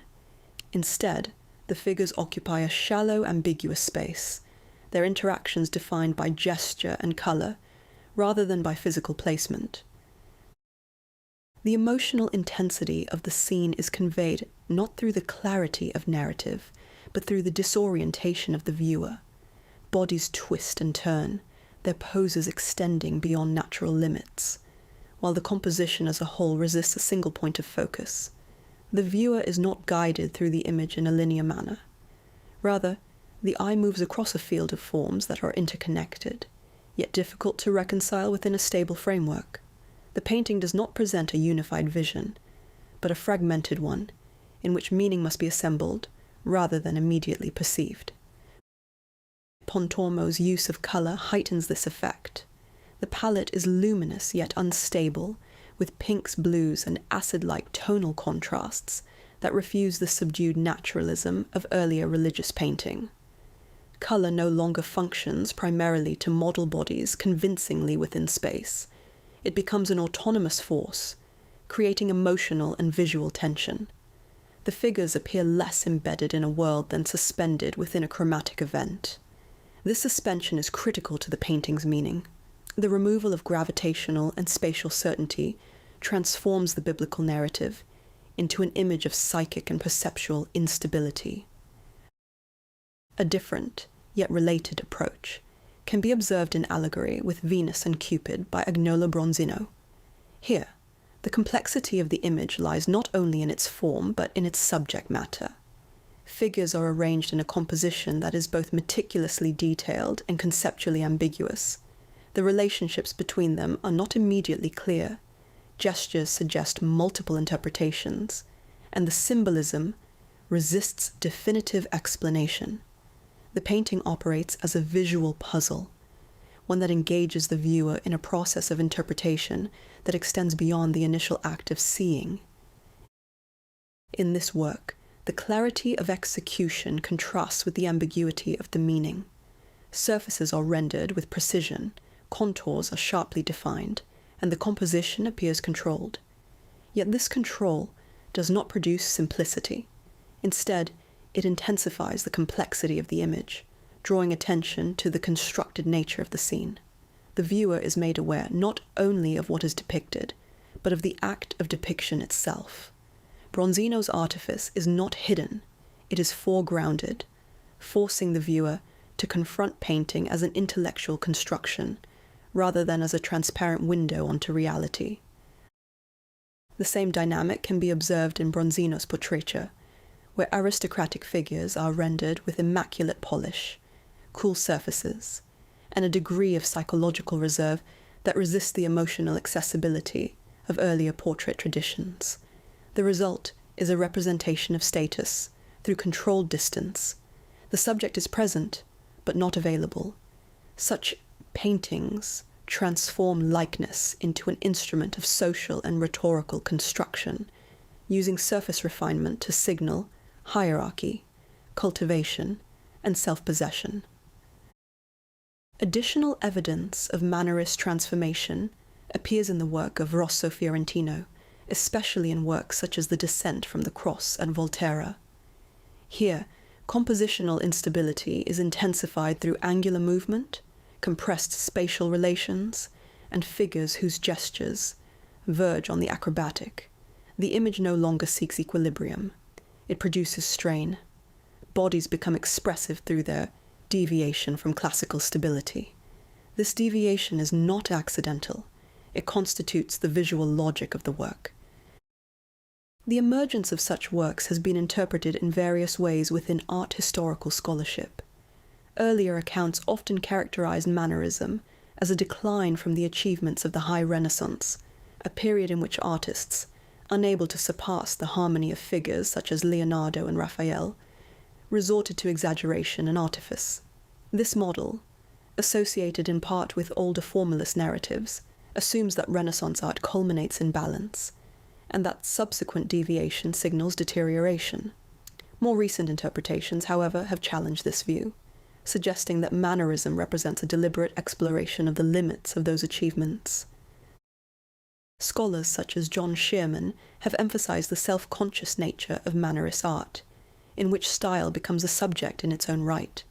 Rather than striving for naturalism or clarity, artists engage with the conventions of representation, manipulating them in ways that draw attention to their artificiality.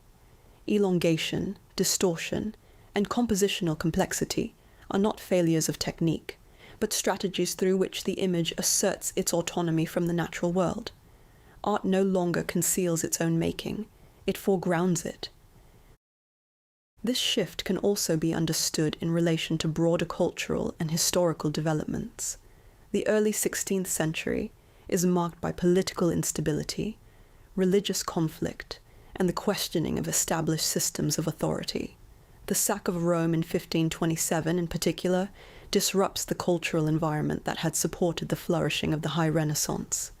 In this context, the coherence and balance of earlier works may no longer appear adequate to express the conditions of the time. The instability of Mannerist painting can be seen as reflecting, or at least resonating with, a world in which certainty is increasingly difficult to sustain. At the same time, Mannerism does not abandon the achievements of the Renaissance. Perspective, anatomical knowledge, and compositional structure remain present, but they are used in ways that challenge their original purpose. Perspective may be distorted, proportions exaggerated, and compositions arranged in ways that resist equilibrium. The systems that once provided clarity are repurposed to create tension. Mannerism is therefore parasitic on Renaissance order in the most productive sense. It depends on the prior existence of harmony in order to destabilize it. This dependence is one reason why Mannerism should not be treated as external to the Renaissance. It is generated from within its own achievements. The same mastery of anatomy, drawing, and composition that produced high Renaissance balance enables Mannerist distortion. The difference lies not in technical competence, but in the use to which that competence is put. The body, once stabilized as a vehicle of ideal proportion, becomes elastic and expressive. Space, once unified through perspective, becomes compressed, fragmented, or theatrically expanded. Meaning, once clarified through order, becomes layered and unstable. From this perspective, Mannerism reveals an important aspect of Renaissance painting, its capacity for self-reflection. The image is no longer taken as a transparent representation of the world, but as a constructed object, one that can be manipulated, questioned, and reimagined. The viewer is not simply invited to see, but to recognize the conditions under which seeing takes place. This reflexive dimension marks a major conceptual shift. If earlier, Renaissance painting naturalizes its own systems, Mannerism denaturalizes them. This recognition introduces a new dimension to the experience of the image. Where Raphael guides the viewer toward clarity, Mannerist artists introduce ambiguity. Where Leonardo explores the instability of perception, Mannerism extends that instability into the structure of the image itself. The painting becomes a site of tension, in which opposing forces, order and disorder, clarity and ambiguity, structure and distortion, coexist without resolution. This unresolved condition is not a weakness, it is the argument of the image. The significance of this development lies not only in its immediate effects, but in its implications for the future of painting. By challenging the assumptions that underpin Renaissance harmony, Mannerism opens the possibility for new forms of expression, in which the image is no longer bound by the pursuit of balance or coherence. The systems that once defined painting are shown to be flexible, capable of transformation and reinterpretation. Mannerism thus expands the field of pictorial possibility by revealing that classical order is not the endpoint of representation, but one option among others. Scholars such as Arnold Hauser have linked Mannerism to larger crises of worldview, arguing that its formal tension corresponds to broader social and intellectual instability. While such claims can risk overgeneralization, they remain useful insofar as they emphasize that style is not isolated from historical condition. Mannerism does not simply ornament, it registers pressure. Its elegance is inseparable from strain. At the same time, later critical work has stressed that Mannerism is not reducible to crisis. It is also a mode of invention, wit, and erudition. Its artificiality is often playful, its complexities learned and deliberate. In this sense, it participates in the courtly cultures of the 16th century, where refinement, indirection, and stylistic virtuosity become markers of sophistication. Mannerist painting can therefore be read not only as expressive dislocation, but as a rhetoric of cultivated difficulty. This double character, crisis and sophistication, instability and refinement, helps explain why Mannerism resists simple categorization. It is at once deeply historical and highly self-aware, grounded in the conditions of its time, while also reflecting on the very means of artistic production. Its images do not simply depict the world differently. They question what it means for painting to produce a world at all. In this sense, Mannerism does not mark the end of the Renaissance, but its continuation in a different form. It reveals that the achievements of the period are not fixed, but subject to ongoing negotiation. The image remains a site of inquiry, one in which the relationship between form, meaning, and perception is continually re-examined. The High Renaissance had made order appear natural. Mannerism reveals that naturalness to be constructed. As the 16th century progresses, these questions will lead to further developments, in which the tension between clarity and complexity gives way to new concerns: movement, drama, and the direct engagement of the viewer in increasingly forceful ways. To understand this transition, we must consider how the instability introduced in Mannerism contributes to the emergence of a different visual language, one that will come to define the Baroque. By the late 15th and early 16th centuries, the developments that had transformed painting, perspective, the study of light, and the increasing attention to perception, had elevated the status of the painter within the cultural hierarchy of the arts.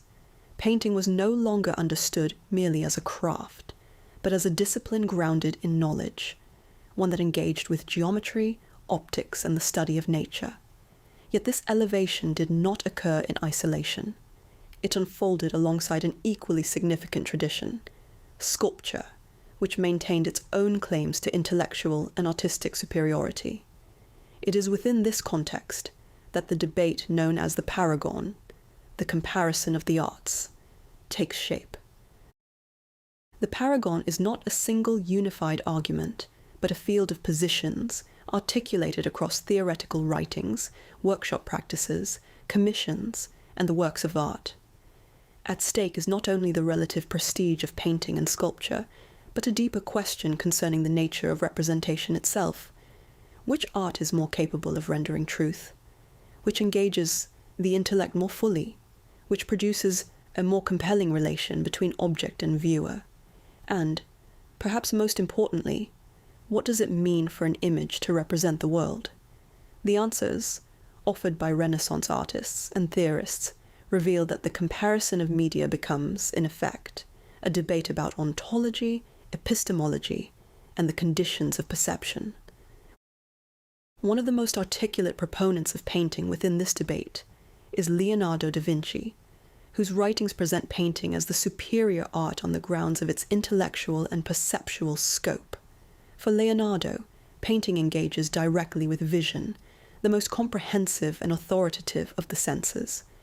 It can render not only the contour of objects, but the phenomena through which objects become visible: light, shadow, colour, atmosphere, and distance.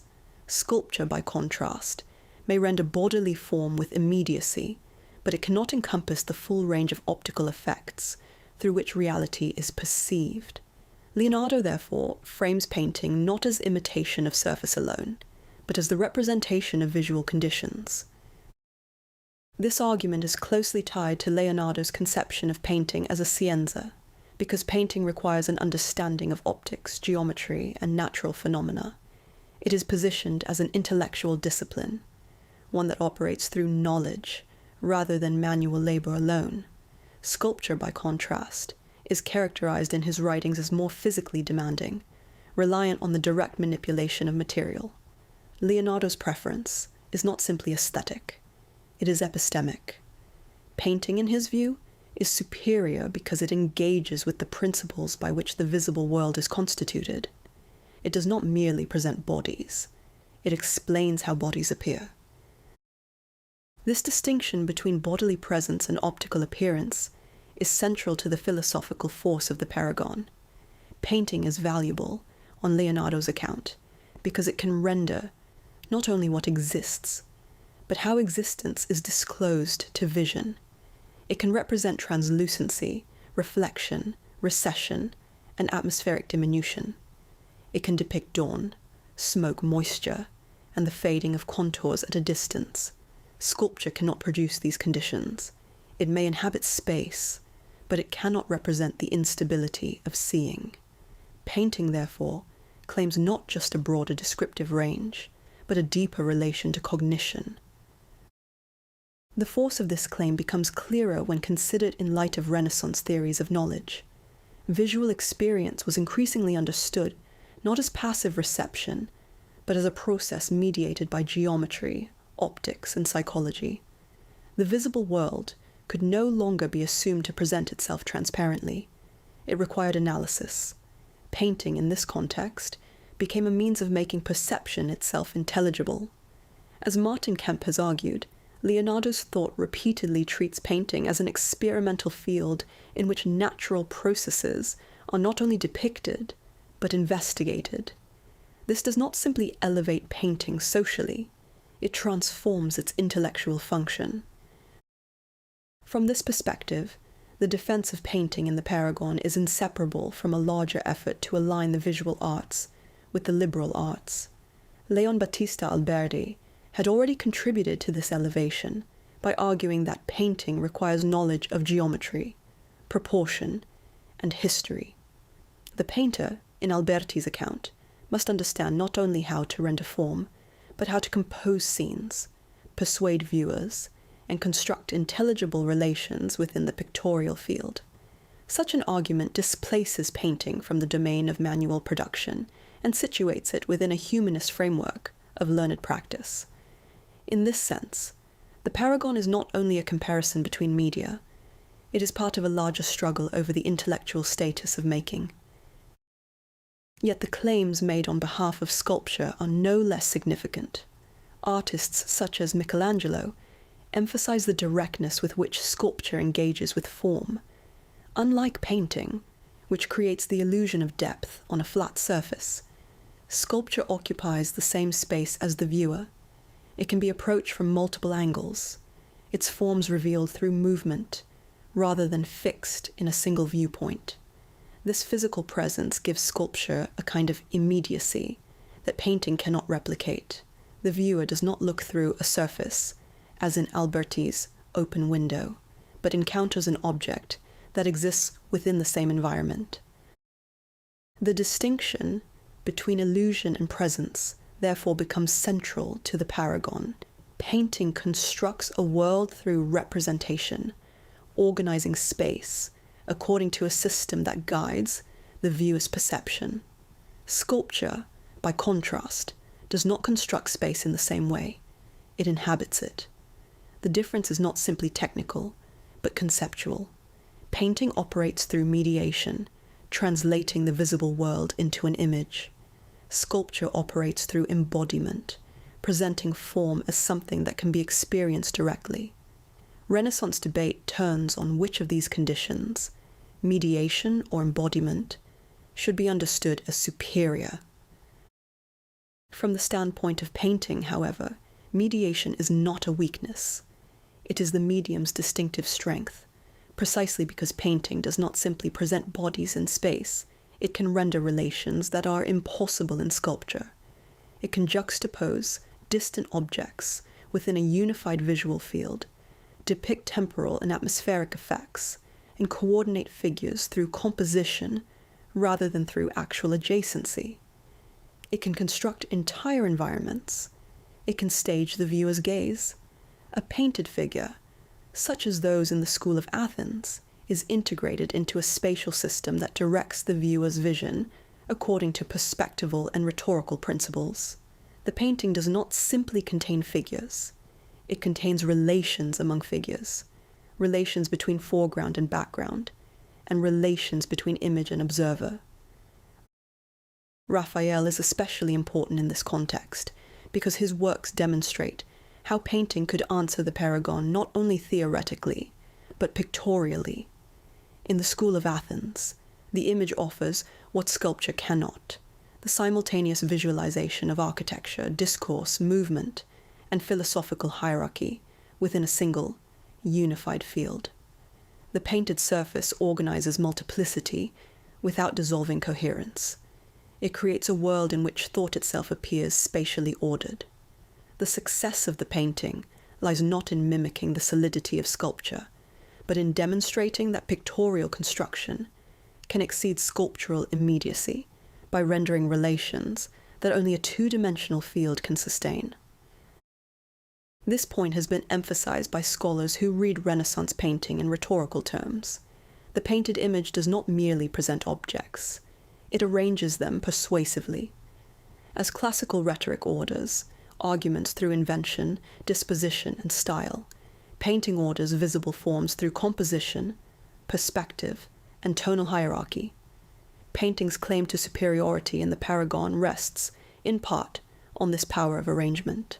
Sculpture may embody form, but painting can govern the entire field of visibility. At the same time, the boundaries between the arts are not absolute. Painters draw upon sculptural principles, particularly in their treatment of the human body, while sculptors engage with pictorial concerns such as composition, silhouette, and implied movement.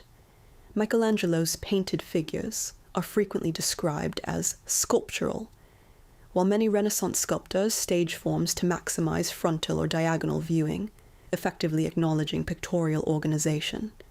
The Paragone is therefore not simply a competition, but a dialogue in which each art defines itself in relation to the other. The debate sharpens distinctions, but it also reveals points of convergence.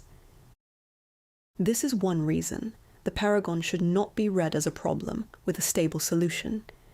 It is more productive to understand it as a generative structure within Renaissance theory. By compelling artists to articulate what is specific to their medium, it produces greater precision about artistic aims. For painters, this often means a deeper reflection on those phenomena that painting alone can address: light, atmosphere, perspective, color, and the direction of the viewer's eye. The philosophical defense of painting therefore becomes inseparable from the technical refinement of pictorial practice. The theoretical dimension of the Paragone is further developed in the writings of Giorgio Vasari, whose Lives of the Artists presents a narrative of artistic progress that encompasses both painting and sculpture. Vasari does not fully resolve the debate in favor of one medium, but he shifts its terms by elevating disegno, design or drawing, as the underlying principle shared by painting, sculpture, and architecture.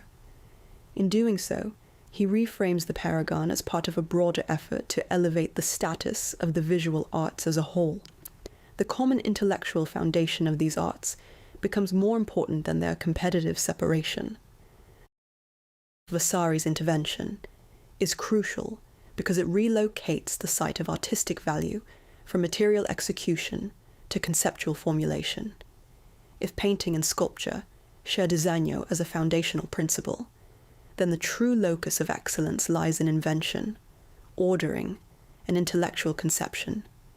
This move benefits painting especially because it strengthens the claim that the visual arts are grounded in thought rather than labor. At the same time, it risks flattening the differences that made the Paragone productive in the first place. The very comparison between media had forced theorists to identify medium-specific capacities. Vasari's synthesis raises the prestige of all the arts, but softens the philosophical sharpness of their distinctions. Even so, the tension between painting and sculpture remains productive. It encourages artists to reflect on the specific capacities of their medium, to consider not only what they represent, but how they represent it.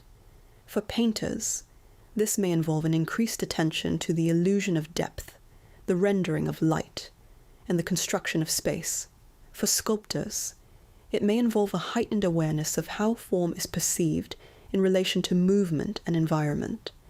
The Paragone is thus not merely a theoretical dispute, but a catalyst for experimentation. This experimental force can be seen in how painters continue to expand claims for their medium.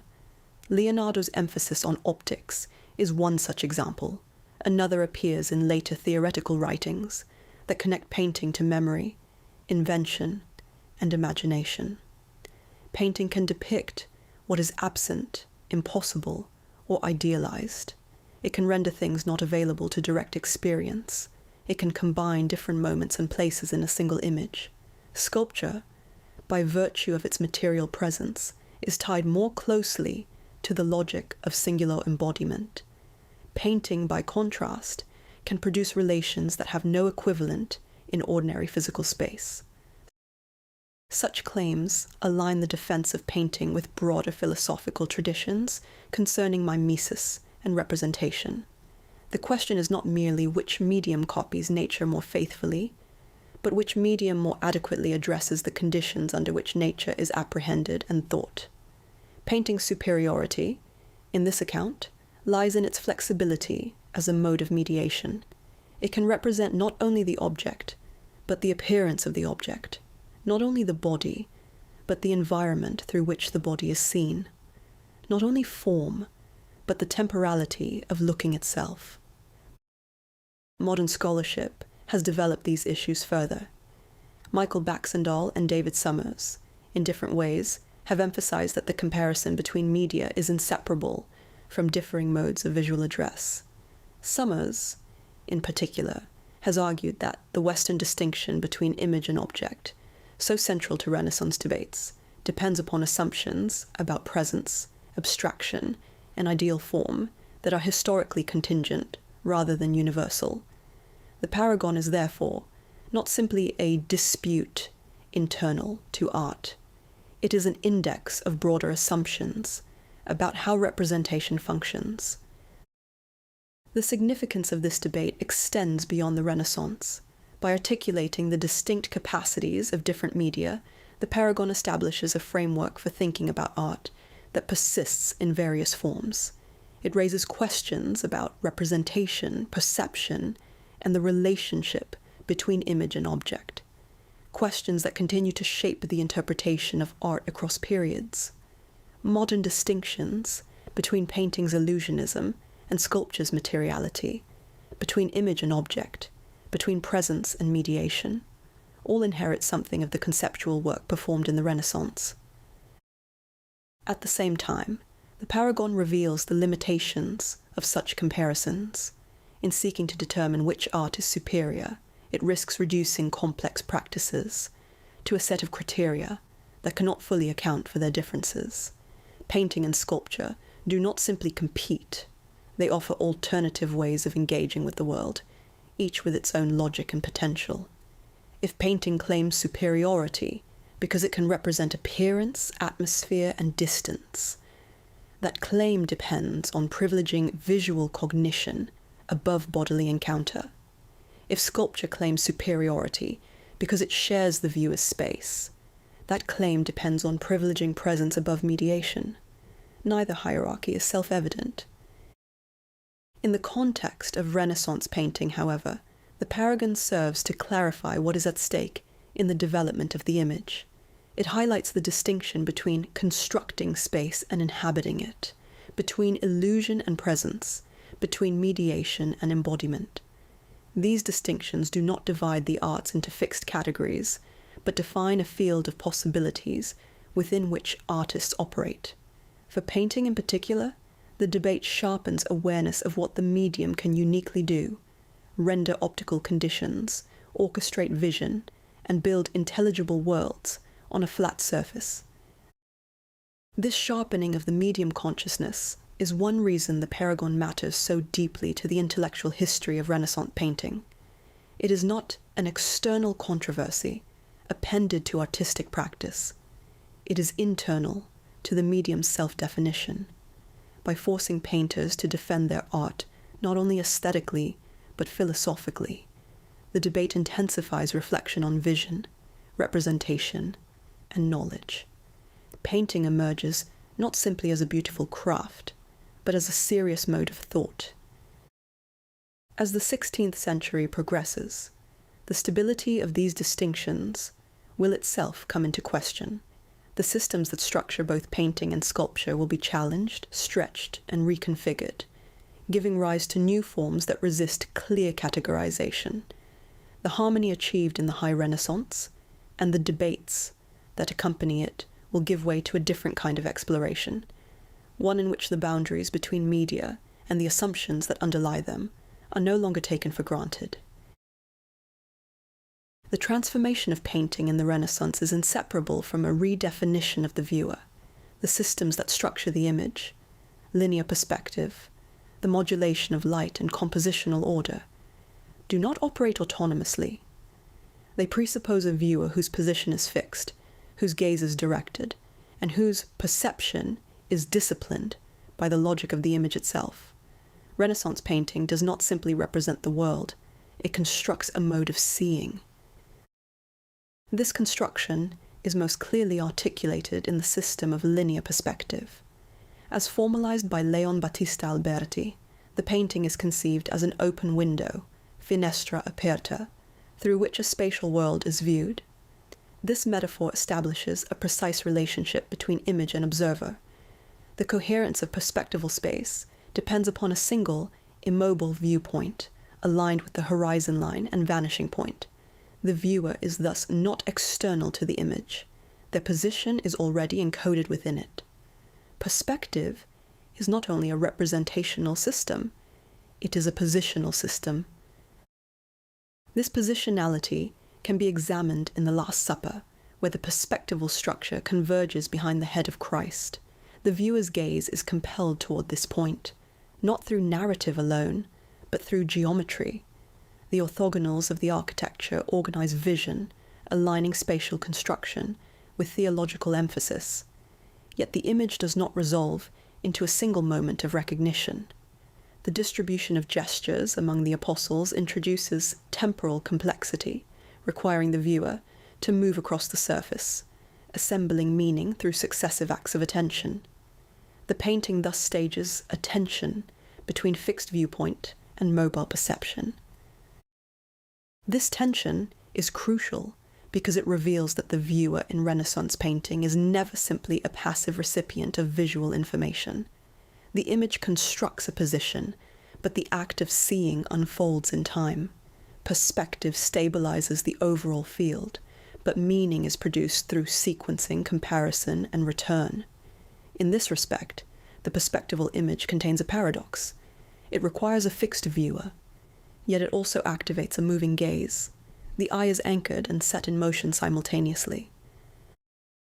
A different form of visual control is evident in the School of Athens. Here, perspectival clarity is coupled with compositional legibility. The viewer is positioned at the center of a rationally ordered space, where figures are arranged in coherent groupings that correspond to intellectual relationships. The image anticipates the viewer's gaze, structuring it through symmetry, alignment, and the distribution of visual weight, unlike Leonardo's work. Where perception remains unstable, Raphael's composition minimizes ambiguity. Vision is not only guided, it is stabilized.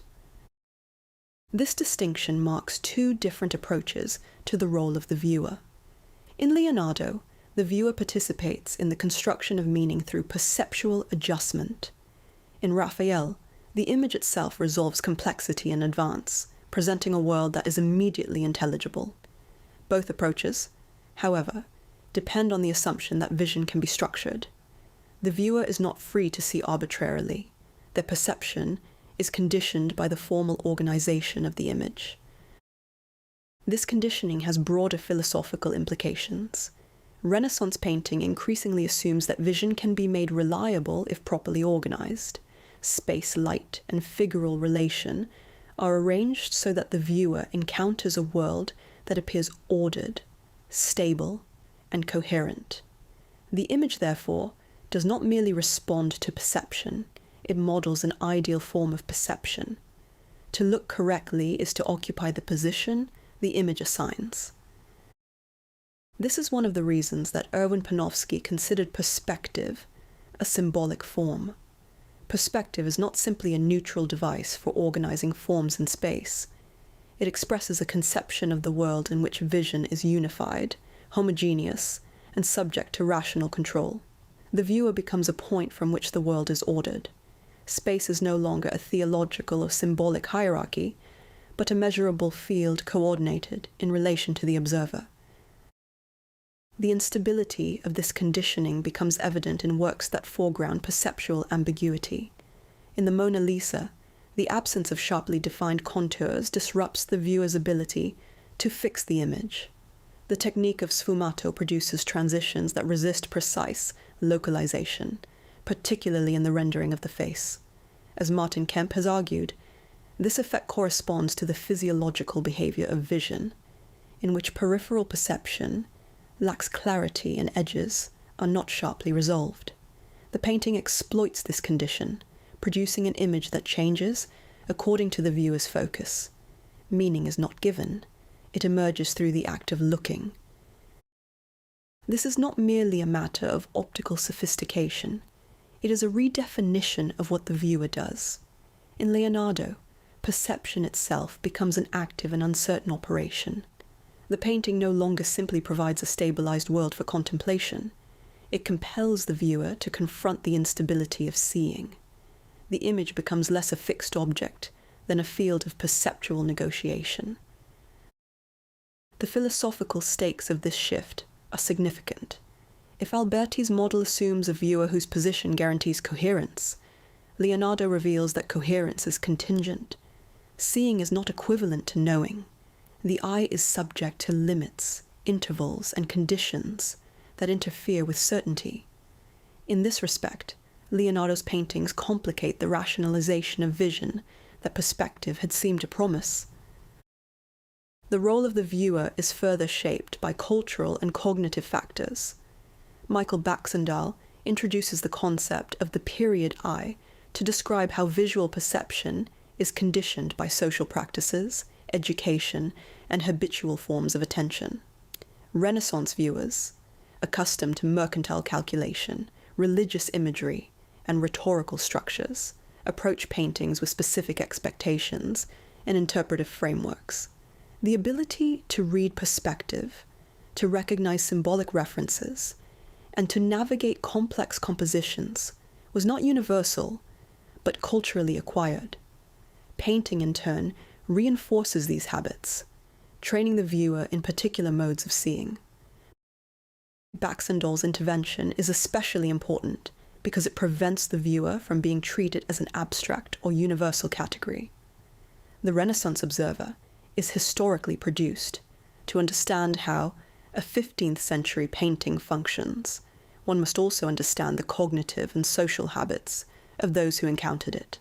Proportion, narrative emphasis, and spatial coherence were not perceived in the same way by every viewer. They depended upon shared practices of interpretation. The image, therefore, presupposes a historically specific competence.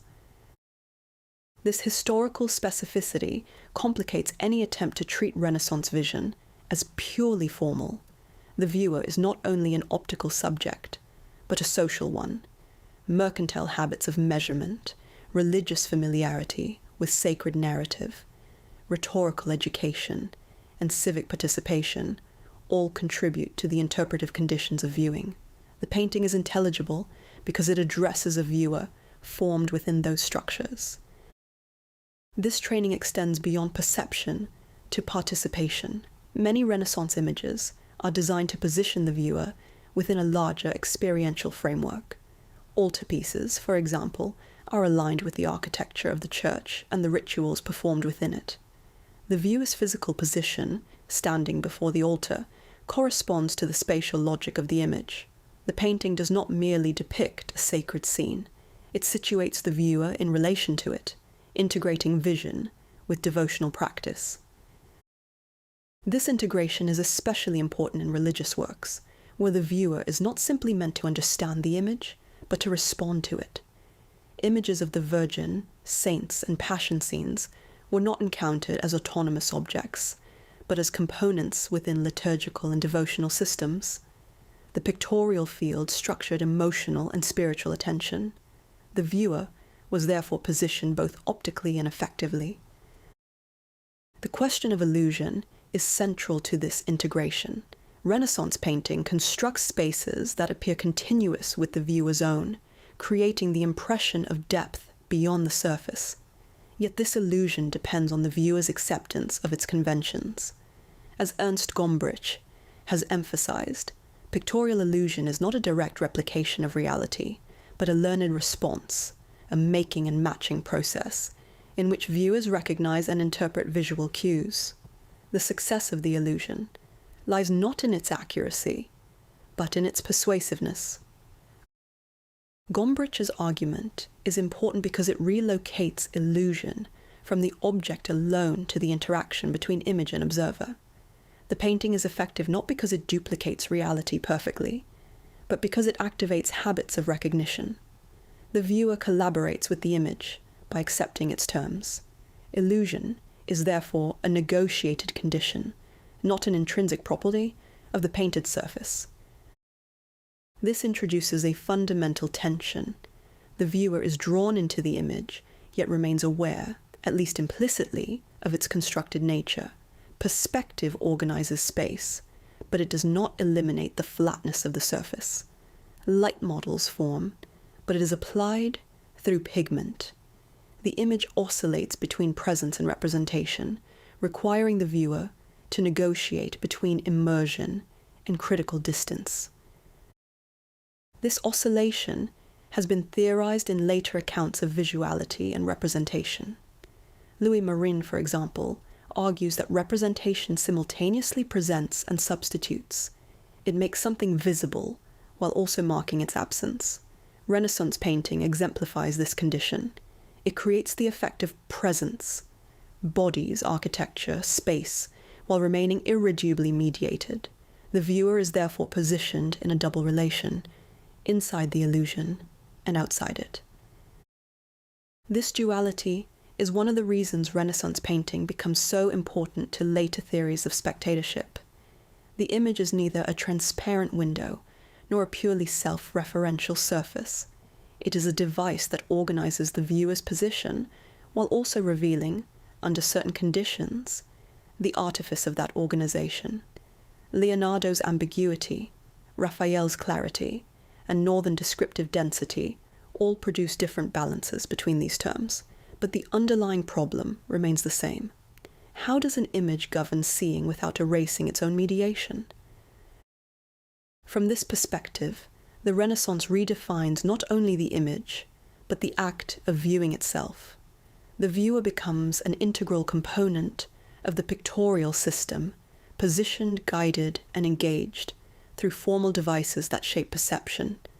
At the same time, the viewer retains a degree of agency, interpreting and responding to the image in ways that cannot be entirely predetermined. This balance between structuring and openness is central to the enduring power of Renaissance painting. The image can direct attention, but it cannot fully control interpretation. The viewer is conditioned, not mechanically determined. This is one reason Renaissance images continue to sustain analysis. They regulate vision while leaving space for thought. The significance of this redefinition lies in its durability. The conception of the image as a structured field of vision, oriented toward a viewer, persists beyond the Renaissance, informing subsequent developments in painting and other visual media. The systems that organize seeing, perspective, composition, and the manipulation of light continue to shape how images are produced and understood.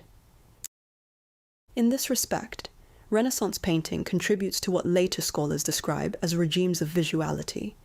The image teaches not only what to see, but how to see. It establishes habits of attention, assumptions about coherence, and expectations about the relation between observer and world. These habits persist into modern forms of visual culture, including photography, cinema, and digital interfaces, where the viewer remains positioned within fields of organized visibility. Yet this model is not universal. In other regions, different approaches to representation produce different relationships between image and viewer. In the northern Netherlands, for example, artists develop a mode of painting that emphasizes surface detail, texture, and material specificity rather than geometric construction. The viewer is not positioned within a unified spatial system, but invited to examine the image closely, moving across its surface rather than into its depth. This distinction is critical. The Italian model often privileges entry into space. The northern model privileges scrutiny of surface. Both organize vision, but they do so differently. The viewer in Italian painting is frequently stabilized by perspective. The viewer in northern painting is activated by density, proximity, and the accumulation of descriptive detail. One model trains the eye to occupy an ordered world. The other trains it to investigate the visible. To understand this alternative model, it is necessary to consider how painting can construct meaning not through the organization of space, but through the accumulation of visible detail. This requires a reorientation toward a different conception of vision, in which knowledge arises not from entering space, but from attending to the surface of the image itself. The developments associated with Renaissance painting in Italy, linear perspective, anatomical idealization, and the construction of unified spatial systems, do not constitute a universal model of representation. In the 15th and early 16th centuries, painters working in the region historically known as the Low Countries develop an alternative approach grounded not in geometric abstraction, but in optical attention to surface texture and material specificity. This divergence reflects not a difference in technical capacity, but a difference in epistemology, how the visible world is understood, how knowledge is constructed through images, and how vision itself is conceptualized. The term Low Countries refers to a geographically and politically complex region in northwestern Europe, encompassing areas that correspond broadly to present-day Belgium, the Netherlands, Luxembourg, and parts of northern France. During the 15th century, many of these territories were under the rule of the Burgundian dukes, whose court became one of the most significant centres of artistic production in Europe. Within this context, the term Flemish painting is often used to describe works produced in cities such as Bruges, Ghent, and Antwerp, centres of commerce, trade, and artistic exchange. However, the designation is not purely geographic. It also refers to a distinctive mode of painting characterized by technical refinement, optical precision, and an intense engagement with the visible world. Unlike Florence, where artistic innovation is often articulated through theoretical treatises and formalized systems, the northern tradition develops through practice, material experimentation, and workshop transmission. The emphasis is not on constructing a universal method for representing space, but on refining the capacity of painting to register the world in its specificity. The result is a mode of representation that does not subordinate detail to structure, but allows detail to generate meaning. The work of Jan van Eyck provides a foundational case for understanding this approach. In the Arnolfini portrait, pictorial coherence is not achieved through a mathematically unified perspective system, but through the accumulation of discrete visual observations. Objects are rendered with high degrees of differentiation: the reflective convex mirror, the polished brass chandelier, the translucent window glass, the varied textures of fur, velvet, wood, and woven carpet. Each surface is treated according to its optical properties, producing a field of visual information that resists subsumption into a single spatial logic. The mirror at the center of the composition is particularly significant. It introduces a secondary visual field, reflecting both the depicted interior and the space beyond it, including figures not otherwise visible. This multiplicity of viewpoints destabilizes the fixed position presupposed by Italian perspective. Vision is not anchored to a single observer. It is dispersed. The painting constructs a network of visual relations, rather than a unified field organized from one point. This multiplicity has been interpreted by Erwin Panofsky as indicative of a symbolic structure in which meaning emerges through layered detail rather than centralized organization. Yet more recent scholarship, including that of Hans Belting, suggests that such work should not be read simply as symbolic systems, but as investigations into the nature of seeing itself. The mirror does not merely add narrative complexity. It demonstrates that vision is contingent, mediated, and reversible. The viewer is no longer positioned outside the image looking in. The image looks back. This reflexivity marks a fundamental difference between Northern and Italian painting. While Italian perspective constructs a stable viewing subject, Northern painting frequently destabilizes that subject, introducing multiple points of visual access. The image does not enforce a single correct way of seeing. It multiplies the possibilities of perception. This mode of representation is inseparable from the technical properties of oil painting. While oil as a medium was not invented in the Low Countries, its refinement in this region transforms the possibilities of pictorial representation. The use of layered glazes allows for subtle modulation of light, color saturation, and transparency. Pigments can be built up gradually, producing effects of depth and luminosity that are difficult to achieve in tempera. These technical capacities are not merely decorative. They enable a fundamentally different approach to reality. Surfaces can reflect light with varying intensity. Materials can be distinguished through their interaction with illumination. Colors can shift across minute tonal gradations.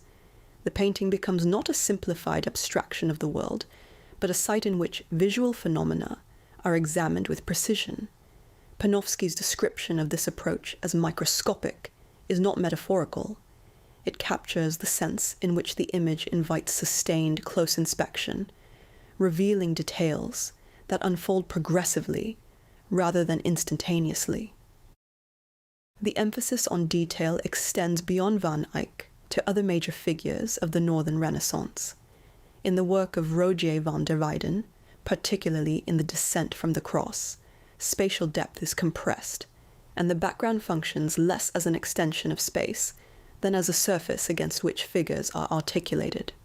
The composition is structured through contour, gesture, and emotional intensity, rather than perspective. Figures appear almost sculptural in their clarity, yet they are bound to the pictorial surface rather than integrated into a deep spatial field. The emotional force of van der Weyden's painting is inseparable from this spatial compression. The viewer is not invited to enter the scene, but to confront it. The bodies of Christ and the Virgin are arranged in a visual rhyme, their forms echoing one another in a composition that emphasizes relational meaning, rather than spatial coherence. The painting does not construct a world. it constructs an experience of grief. This emphasis on affect aligns with broader developments in late medieval devotional practices, particularly the devotio moderna, which encourage personal, emotional engagement with sacred subjects.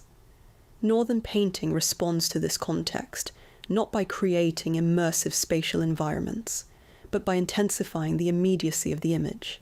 The viewer is not positioned at a distance, but drawn into a close, sustained encounter with the visible. A similar logic can be observed in the work of Robert Campin, often associated with the master of Flemal. In the mirrored altarpiece, domestic space becomes the setting for sacred narrative. The Annunciation is depicted not in an abstract or idealized environment, but within a carefully rendered interior filled with everyday objects. Each object, candlestick, book, vessel, is depicted with attention to material specificity, yet also carries symbolic associations. Meaning emerges through the interplay between the ordinary and the sacred. This integration of sacred narrative into domestic space further complicates the relationship between viewer and image. The painting does not transport the viewer into a distant biblical world. It brings the sacred into a familiar environment. The viewer encounters the divine not through spatial transcendence, but through recognition of the visible. The development of portraiture in the Northern tradition reinforces this emphasis on particularity.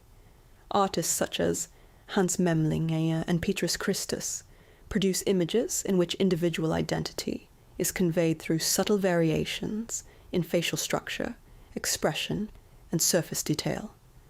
These portraits do not idealize the sitter according to classical norms. They record specific presence.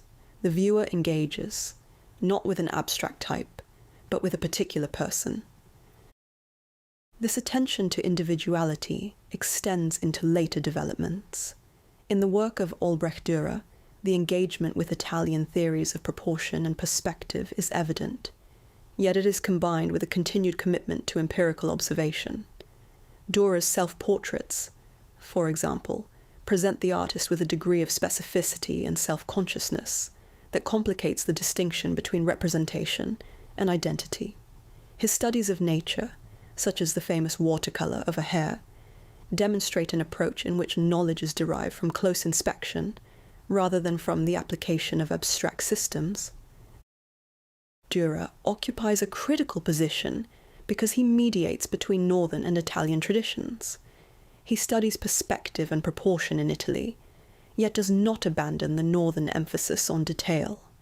His work reveals that these traditions are not mutually exclusive, but represent different priorities that can be combined in complex ways. A more radical expansion of Northern visual logic can be found in the work of Hieronymus Bosch.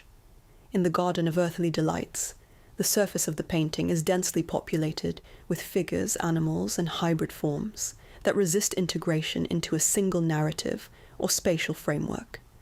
The viewer is required to navigate the image through sustained attention, moving across a field that is both visually rich and conceptually unstable. Bosch's work challenges not only spatial coherence, but interpretive stability.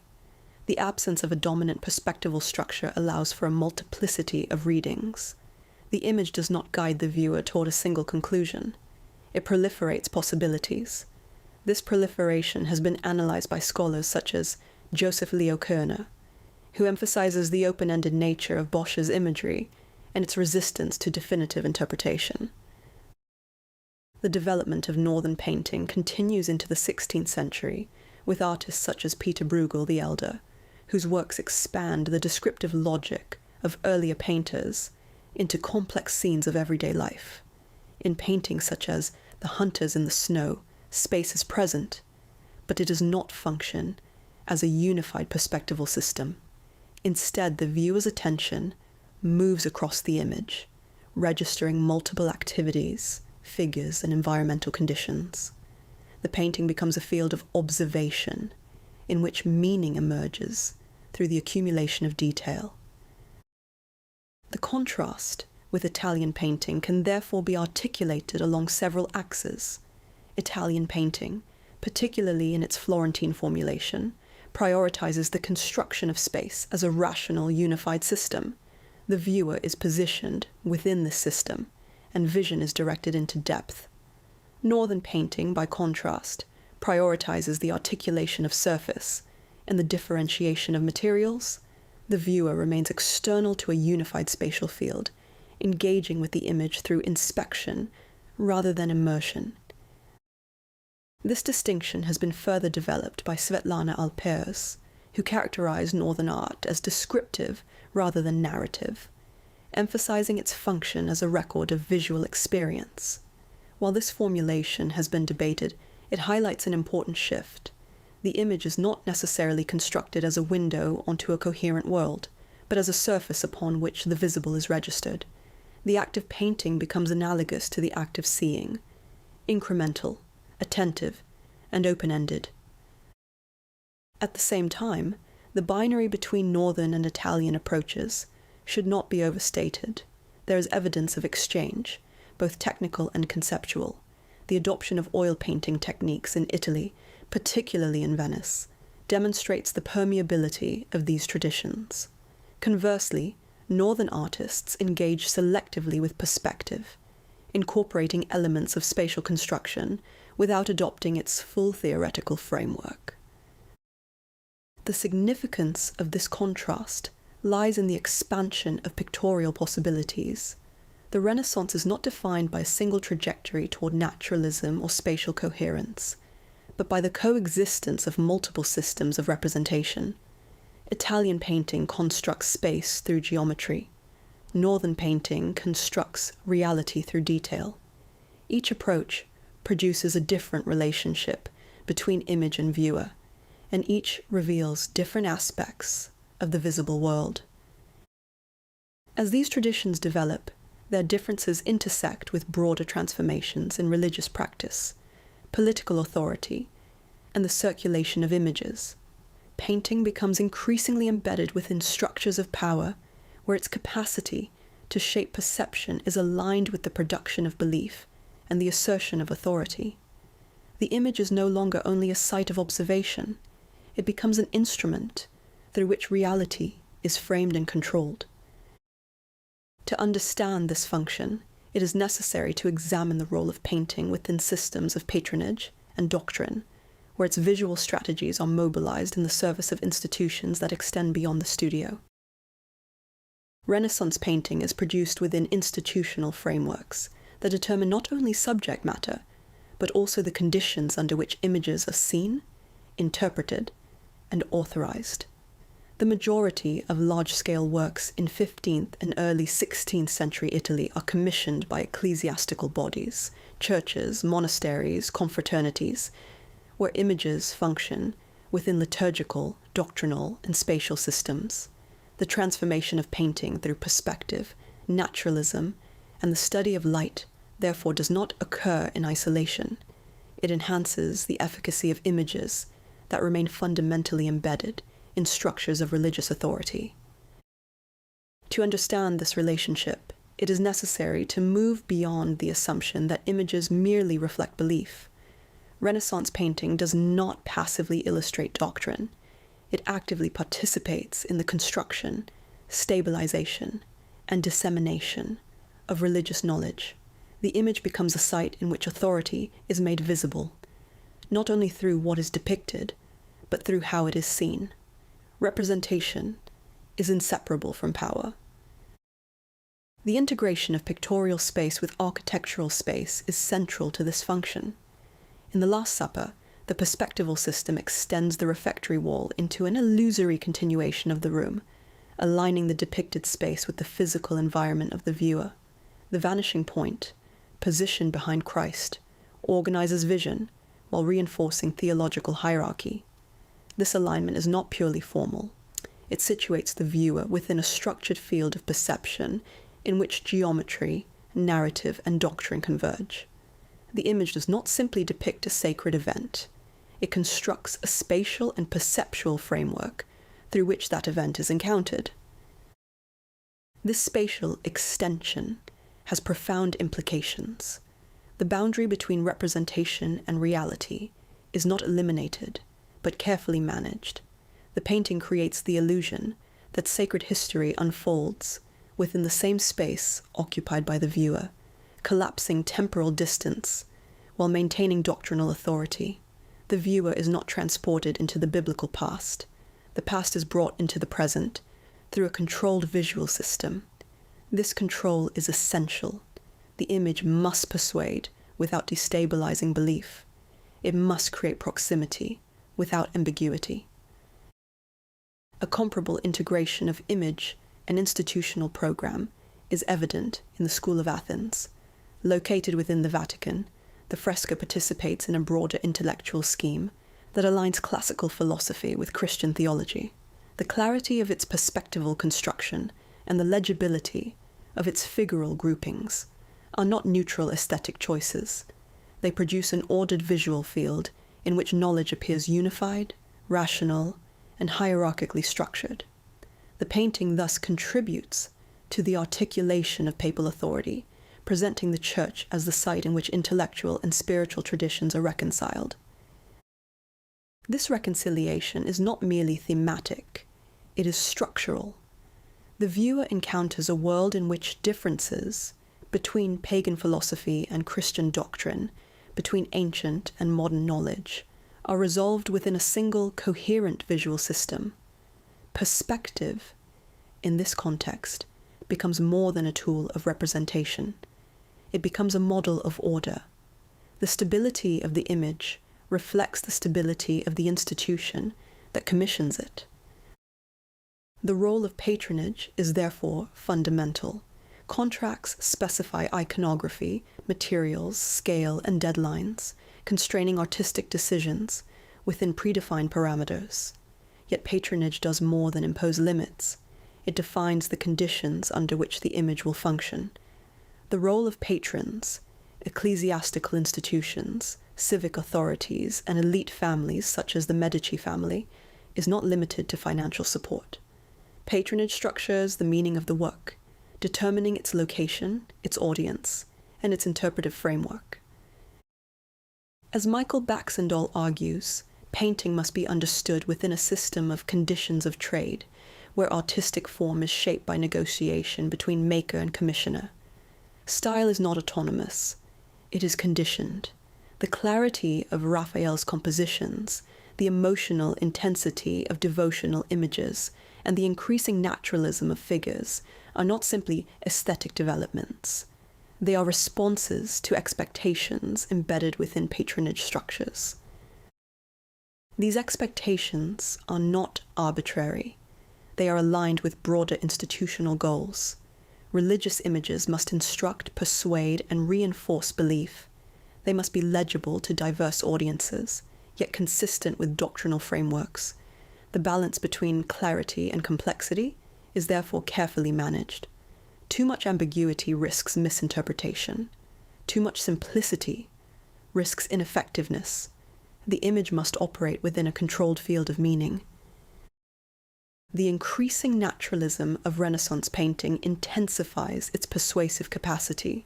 The shift from symbolic representation to optical plausibility produces images that appear immediate and accessible, facilitating identification and emotional engagement. This dynamic has been analyzed by David Friedberg, who emphasizes the effective power of images in eliciting responses that exceed intellectual interpretation.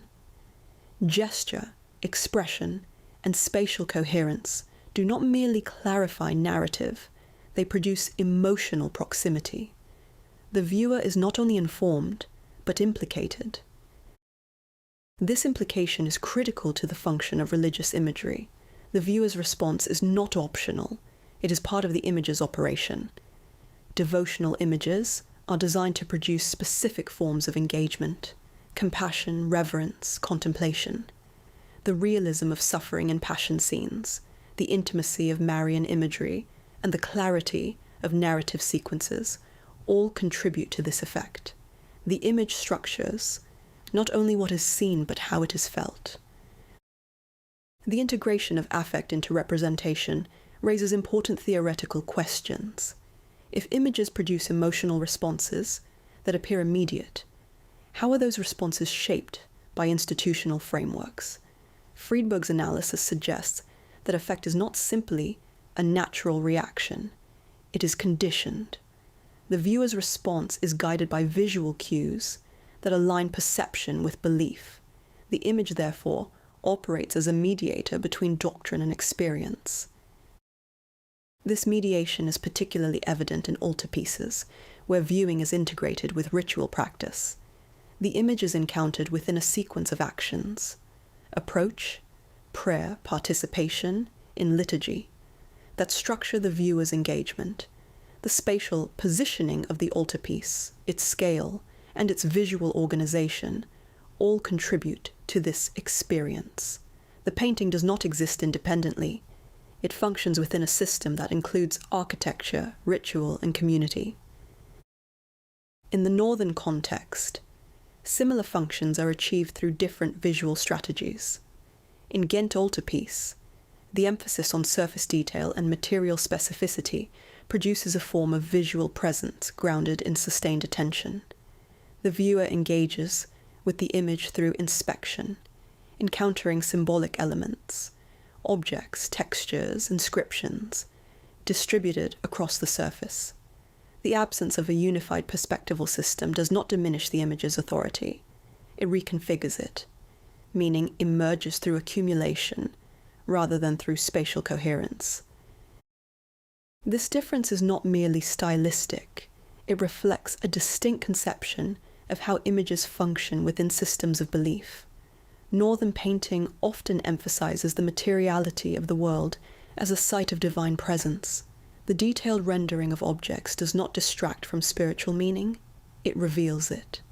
The viewer's attention to the visible becomes a form of engagement with the invisible. The relationship between image and authority becomes more explicit in periods of doctrinal conflict. The Protestant Reformation challenges the legitimacy of religious imagery, particularly its role in mediating the sacred. Reformers such as Martin Luther adopt more nuanced positions, while others advocate iconoclasm, rejecting images as potential sites of idolatry. This challenge forces a reconsideration of the function of images within religious practice. In response, the Catholic Church reasserts the role of images as instruments of instruction and persuasion, a position formalized in the decrees of the Council of Trent. Images are affirmed as necessary for teaching doctrine, reinforcing belief, and guiding devotion. At the same time, their use is subject to regulation. Ambiguity, excess, and interpretive instability are discouraged. The image must be clear, didactic, and aligned with doctrinal authority. Although this development postdates the High Renaissance, it clarifies the stakes already present in earlier works. The increasing control of visual representation reflects a broader recognition of its power. Images do not merely communicate ideas, they shape perception in ways that influence belief. The regulation of images is therefore inseparable from the regulation of vision. Theoretical accounts of representation further illuminate this function. Louis Marin argues that images operate within regimes of representation that produce and sustain authority by making power visible. Representation does not merely depict, it legitimizes. The image constructs a world that appears coherent and stable, aligning visual order with institutional order. To see this world is to accept its structure. Marin's formulation is particularly useful for understanding Renaissance painting because it emphasizes the performative aspect of representation. The image does not simply show authority, it enacts it. The alignment of perspective, composition, and narrative produces a visual field in which authority appears naturalized. The viewer encounters not an argument, but a world that appears already ordered. This insight can be extended through broader theoretical frameworks concerning vision and power. The organization of space in Renaissance painting can be understood as part of a larger shift toward the regulation of perception.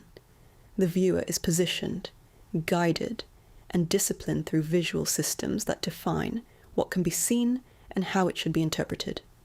The image becomes a site of visual governance. At the same time, the position of the artist within this system remains ambivalent. The increasing intellectualization of painting, articulated in theoretical texts and reinforced by technical innovation, elevates the status of the painter.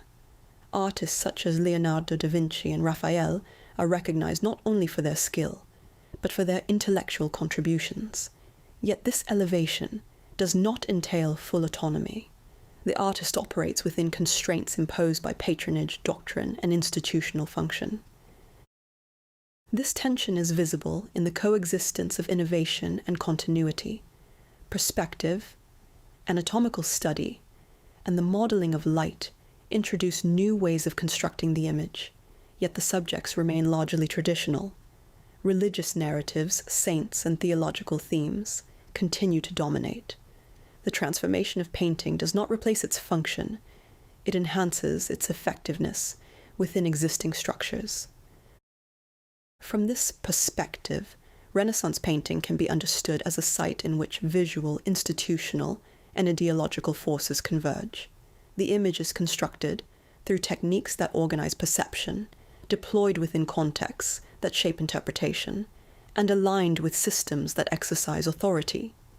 Its power lies not in its capacity to mirror reality, but in its ability to produce a version of reality that appears coherent, persuasive, and stable.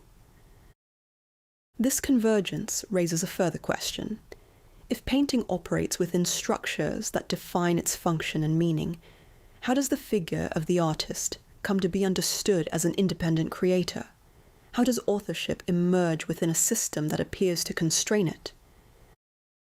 The answer lies not outside these structures, but within them. The elevation of the artist is not a rejection of institutional authority, but a transformation of it. The artist becomes a new site of authority, one whose identity is constructed through the very systems that appear to limit it. It is this construction of artistic identity, the emergence of the artist as a figure of intellectual and cultural significance, that will define the next stage of Renaissance art. The emergence of the artist as an intellectual and exceptional figure in the Renaissance is not a simple consequence of stylistic innovation. It is the result of a reconfiguration of artistic labor within changing cultural, intellectual, and institutional frameworks. The shift from workshop-based production to the elevation of individual authorship reflects broader transformations in how knowledge, skill, and creativity are defined, organized, and valued. What emerges in the 15th and 16th centuries is not merely a new category of maker, but a new category of subject, the artist as a locus of meaning. In late medieval artistic practice, painters and sculptors operate within guild structures that regulate training, materials, and production. Works are frequently collaborative, and their meaning is determined primarily by function, liturgical, devotional, or civic, rather than by the identity of the maker. Attribution exists, but it is not the dominant mode of interpretation. The image belongs to a system, not to an individual. The altarpiece is understood in relation to its location, its function within ritual, and its iconographic program. The question of who made it remains secondary to what it does. This condition is not simply an absence of individuality. It reflects a different conception of artistic production.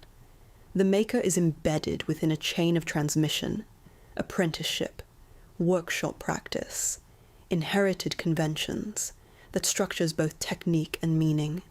Skill is acquired through repetition and refinement, not through originality in the modern sense.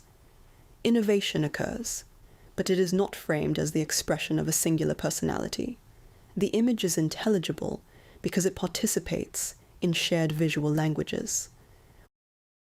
What changes in the 15th century is not simply the emergence of more skilled artists, but the emergence of new discourses that reposition artistic production as a form of intellectual activity. This repositioning is articulated most clearly by Leon Battista Alberti, whose treatise De Pictura reframes painting as a discipline grounded in knowledge, geometry, optics, proportion, and the study of nature. By aligning painting with the liberal arts, Alberti displaces it from the domain of manual labor and situates it within a humanist framework of intellectual inquiry. This shift has profound implications. The painter is no longer defined primarily by execution, but by conception. The act of painting becomes analogous to the act of reasoning. The image is not merely produced, it is constructed according to principles that can be articulated, taught, and evaluated. The artist becomes a thinker, and the work becomes evidence of thought. Yet this theoretical elevation does not immediately produce the figure of the genius. It establishes the conditions under which such a figure can emerge. The full articulation of artistic individuality depends on another development, the production of historical narrative. The most influential intervention in this regard is made by Giorgio Vasari in his Lives of the Most Excellent Painters, Sculptors, and Architects. Vasari does not merely document artistic production, he organizes it into a structured narrative of development. Art is presented as progressing through identifiable stages: birth, growth, maturity, culminating in the work of Michelangelo, whom he positions as the apex of artistic achievement. This narrative introduces several decisive transformations. First, it establishes a teleological model in which earlier artists are understood as imperfect precursors to later mastery. Artistic history becomes directional, oriented toward improvement and culmination. Second, it centers biography as a primary interpretive tool. Artistic production is explained through the life, temperament, and intellectual capacity of the individual. Third, it introduces evaluative criteria, disegno, invenzione, and maniera, that privilege conceptual formulation over execution. Together, these elements produce a framework in which the value of art is inseparable from the identity of the artist. The work becomes an expression of the maker, and the maker becomes the key to interpreting the work. This is not a neutral reorganization. It is a transformation in how meaning is produced. The concept of ingegno, often translated as genius, operates within this framework as a distinguishing attribute. It denotes not only skill, but a capacity for invention, synthesis, and conceptual innovation that exceeds normative training. This quality is unevenly distributed, allowing Vasari to construct a hierarchy of artists in which certain figures are marked as exceptional. Genius is not simply recognized. It is attributed, narrated, and reinforced through discourse. This attribution has a performative dimension. By describing an artist as exceptional, the narrative produces the conditions under which that exceptionality is perceived. The language of genius shapes reception. The viewer approaches the work with expectations that align with the constructed identity of the artist. The image is no longer encountered solely as an object. It is encountered as the product of a mind. This shift has been analyzed in relation to broader theories of authorship. Richard Wollheim argues that artistic authorship depends not only on physical execution, but on intention and design. The work is attributed to the individual who conceives it, even if its production involves multiple hands. This distinction is crucial for understanding Renaissance practice, where workshop collaboration remains prevalent. The master's authorship is secured not through exclusive execution, but through conceptual authority. The persistence of workshop practices complicates the narrative of individual genius. Many works attributed to a single artist are the result of collective labor, involving assistants, apprentices, and collaborators. The image is produced through a distributed process, yet it is unified under a single name. This tension reveals that authorship is not a straightforward reflection of production. It is a constructed category that organizes complex practices into a coherent framework. The construction of genius is also dependent on systems of patronage. The prominence of certain artists is closely tied to their association with powerful patrons, including the Medici family and the papal court. Patronage provides visibility, resources, and institutional validation, enabling artists to produce works that circulate within influential contexts. As Francis Haskell has demonstrated, the reception of artworks is inseparable from the conditions under which they are commissioned and displayed. Patronage does not merely support artistic production, it shapes artistic identity. The association with powerful institutions enhances the prestige of the artist, reinforcing the perception of exceptional ability. Genius, in this sense, is not only a property of the individual, it is an effect of institutional recognition. The artist becomes visible as exceptional because their work is situated within contexts that amplify its significance. The role of writing in this process cannot be overstated. The emergence of art theory, biography, and critical discourse provides the framework through which artists are interpreted and remembered. Without these texts, the category of genius would lack coherence. The narrative of artistic development, the evaluation of style, and the attribution of works all depend on systems of documentation and interpretation. Modern scholarship has increasingly interrogated this construction. Ernst Gombrich emphasizes the role of tradition and problem-solving, suggesting that artistic innovation arises from the modification of inherited conventions rather than from isolated inspiration. The artist does not create ex nihilo. They work within a field of existing solutions, adapting and refining them. Similarly, Michael Baxandall situates artistic production within social and economic frameworks, arguing that visual style reflects the period eye, the culturally conditioned ways in which viewers perceive and interpret images. From this perspective, the artist's work is inseparable from the conditions of its reception. Genius becomes less a source of originality than a point within a network of relationships. Further critique can be found in the work of T.J. Clark, who analyzes art within broader systems of ideology and power. Clark argues that artistic meaning is produced through social relations, rather than inherent qualities. The figure of the artist as genius functions as an ideological construct that obscures the material and institutional conditions of production. By focusing on individuality, the discourse of genius can conceal the extent to which art is shaped by collective practices and external demands. This critique aligns with broader theoretical frameworks concerning authorship and subjectivity.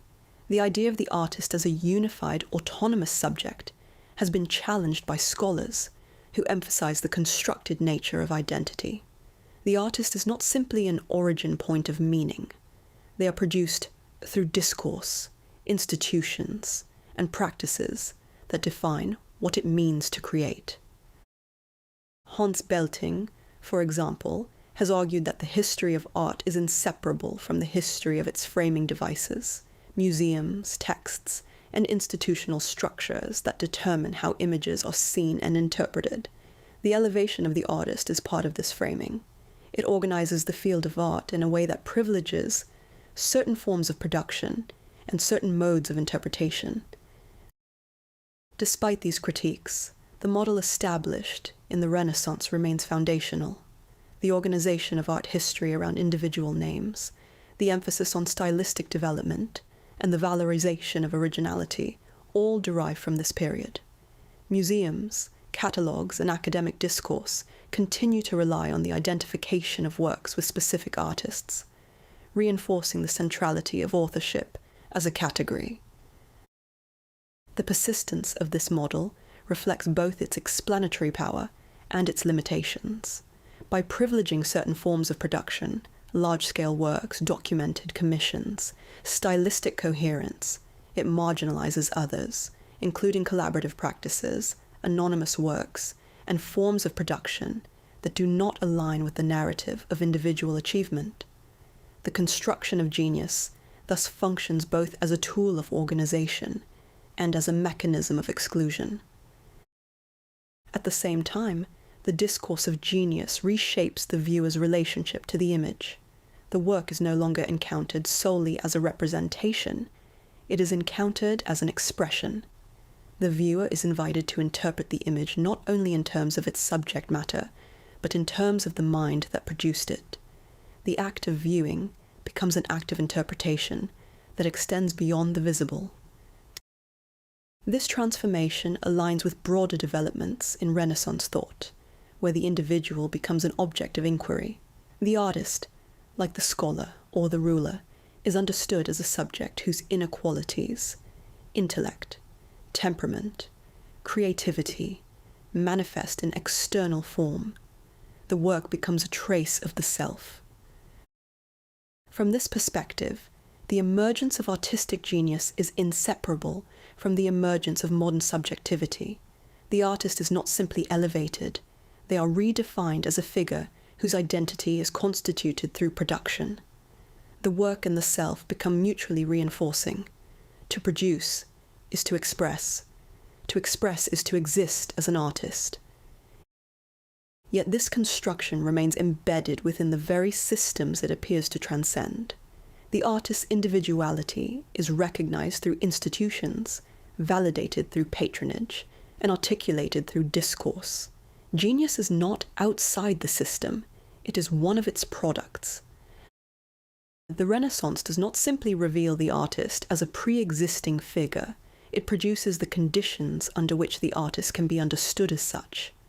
Through theoretical writing, biographical narrative, patronage, and institutional validation, the artist emerges as a central subject of cultural knowledge.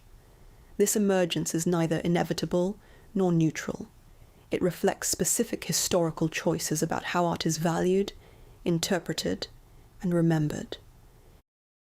If the artist is constructed through these systems, then the works themselves must also be understood as constructed, products of decisions, constraints, and frameworks that shape both their form and their meaning. The world presented in Renaissance painting is not a direct reflection of reality, but a carefully organized field of representation. This recognition does not diminish the achievements of Renaissance artists. It clarifies them. It reveals that what appears as natural, immediate, or inevitable is the result of complex processes that align technique, perception, and meaning within specific historical conditions. It is this constructed nature of the image, its capacity to produce a coherent and persuasive version of the world, that defines the final stage of our inquiry. The developments associated with Renaissance painting, perspective, naturalism, and the intellectualization of artistic practice do not culminate in the achievement of realism understood as faithful replication. They produce a more consequential shift. The image becomes a structured system through which reality is organized and rendered intelligible. Painting does not reproduce the world. It establishes the conditions under which the world is seen. Linear perspective provides the most explicit articulation of this condition. By coordinating all spatial elements toward a single vanishing point, it imposes a unified visual order, dependent on a fixed viewing position. This order appears continuous with empirical vision, yet it is governed by conventions that must be learned. As Erwin Panofsky argues, perspective functions as a symbolic form, structuring experience rather than recording it. The coherence it produces is conceptual, not given. This structuring extends beyond geometry to the organization of the pictorial field. Composition, illumination, and chromatic modulation establish hierarchies of attention and degrees of legibility. In the School of Athens, spatial clarity and compositional symmetry generate an image that presents knowledge as ordered and internally consistent. In contrast, the atmospheric transitions of Mona Lisa destabilize fixed perception, requiring continuous visual adjustment. In both cases, the image directs the act of seeing through formal means, rather than merely offering content for observation. Northern painting operates through a different but equally constructed logic. In the Arnolfini portrait, the image is assembled through discrete visual observations, each rendered with attention to material specificity. Coherence emerges through accumulation, rather than through a single organizing system. The viewer does not enter unified space. Instead, vision proceeds across the surface, producing meaning through inspection. The absence of a dominant perspectival framework does not indicate a lack of structure, but the presence of an alternative one. Across these approaches, a shared condition becomes evident. The image mediates reality. It presents a version of the world shaped by selection, arrangement, and convention. The viewer's experience is therefore structured rather than immediate. To see is to engage with a system that defines both what is visible and how it is organized. This condition has been central to modern accounts of representation. Ernst Gombrich describes pictorial illusion as a process of making and matching, in which images correspond not to reality itself, but to expectations formed through prior visual experience. Recognition depends on convention. Similarly, Nelson Goodman characterizes depiction as a symbolic system governed by rules that determine how visual marks signify. Representation is not a mirror of the world, it is a structured mode of reference. The Renaissance consolidates such systems by aligning visual representation with broader intellectual developments. The ordering of space in painting parallels emerging approaches in science and philosophy, where observation, measurement, and rational organization become central. Vision acquires epistemological significance, but only within frameworks that regulate its operation. The image contributes to knowledge not by presenting reality directly, but by organizing it into a coherent form. At the same time, the effectiveness of this organization depends on the concealment of its own construction. The surface must recede for spatial illusion to function. Yet this recession is never complete. The material conditions of the image, pigment, support, and technique, remain present, even when subordinated. The painting therefore oscillates between object and representation, between constructed artifact and perceived world. This oscillation is not resolved. It becomes a persistent condition of pictorial experience. The consequences of this condition extend beyond the historical limits of the Renaissance. The systems established in this period, perspectival organization, compositional hierarchy, and the alignment of vision with knowledge, continue to structure visual media. Later developments will modify, challenge, or reject these systems, but they do so in relation to them. The Renaissance defines a framework that remains operative even when it is contested. Within the museum, these constructions are encountered in a transformed context, removed from their original settings, liturgical, civic, or domestic. Paintings no longer function as direct instruments of ritual or authority. Yet their internal structures persist. The viewer confronts images that continue to organize perception, even in the absence of their original use. The act of viewing becomes one of analysis, rather than participation, but the mechanisms of representation remain active. The museum does not neutralize the image, it reframes it. The silence of the gallery isolates the painting, allowing its systems to be examined more explicitly. Spatial construction, the modulation of light, and the distribution of form can be observed as operations rather than as transparent means. The viewer is positioned not only within the image, but also outside it, aware of its constructed nature. In this dual position, the significance of Renaissance painting becomes clear. It establishes a mode of representation in which reality is not assumed, but produced through structured visual systems. These systems persist beyond the historical moment of their formation, shaping how images are made and how they are understood. To engage with these works is therefore to engage with the conditions of seeing itself. The painted world is not a separate domain.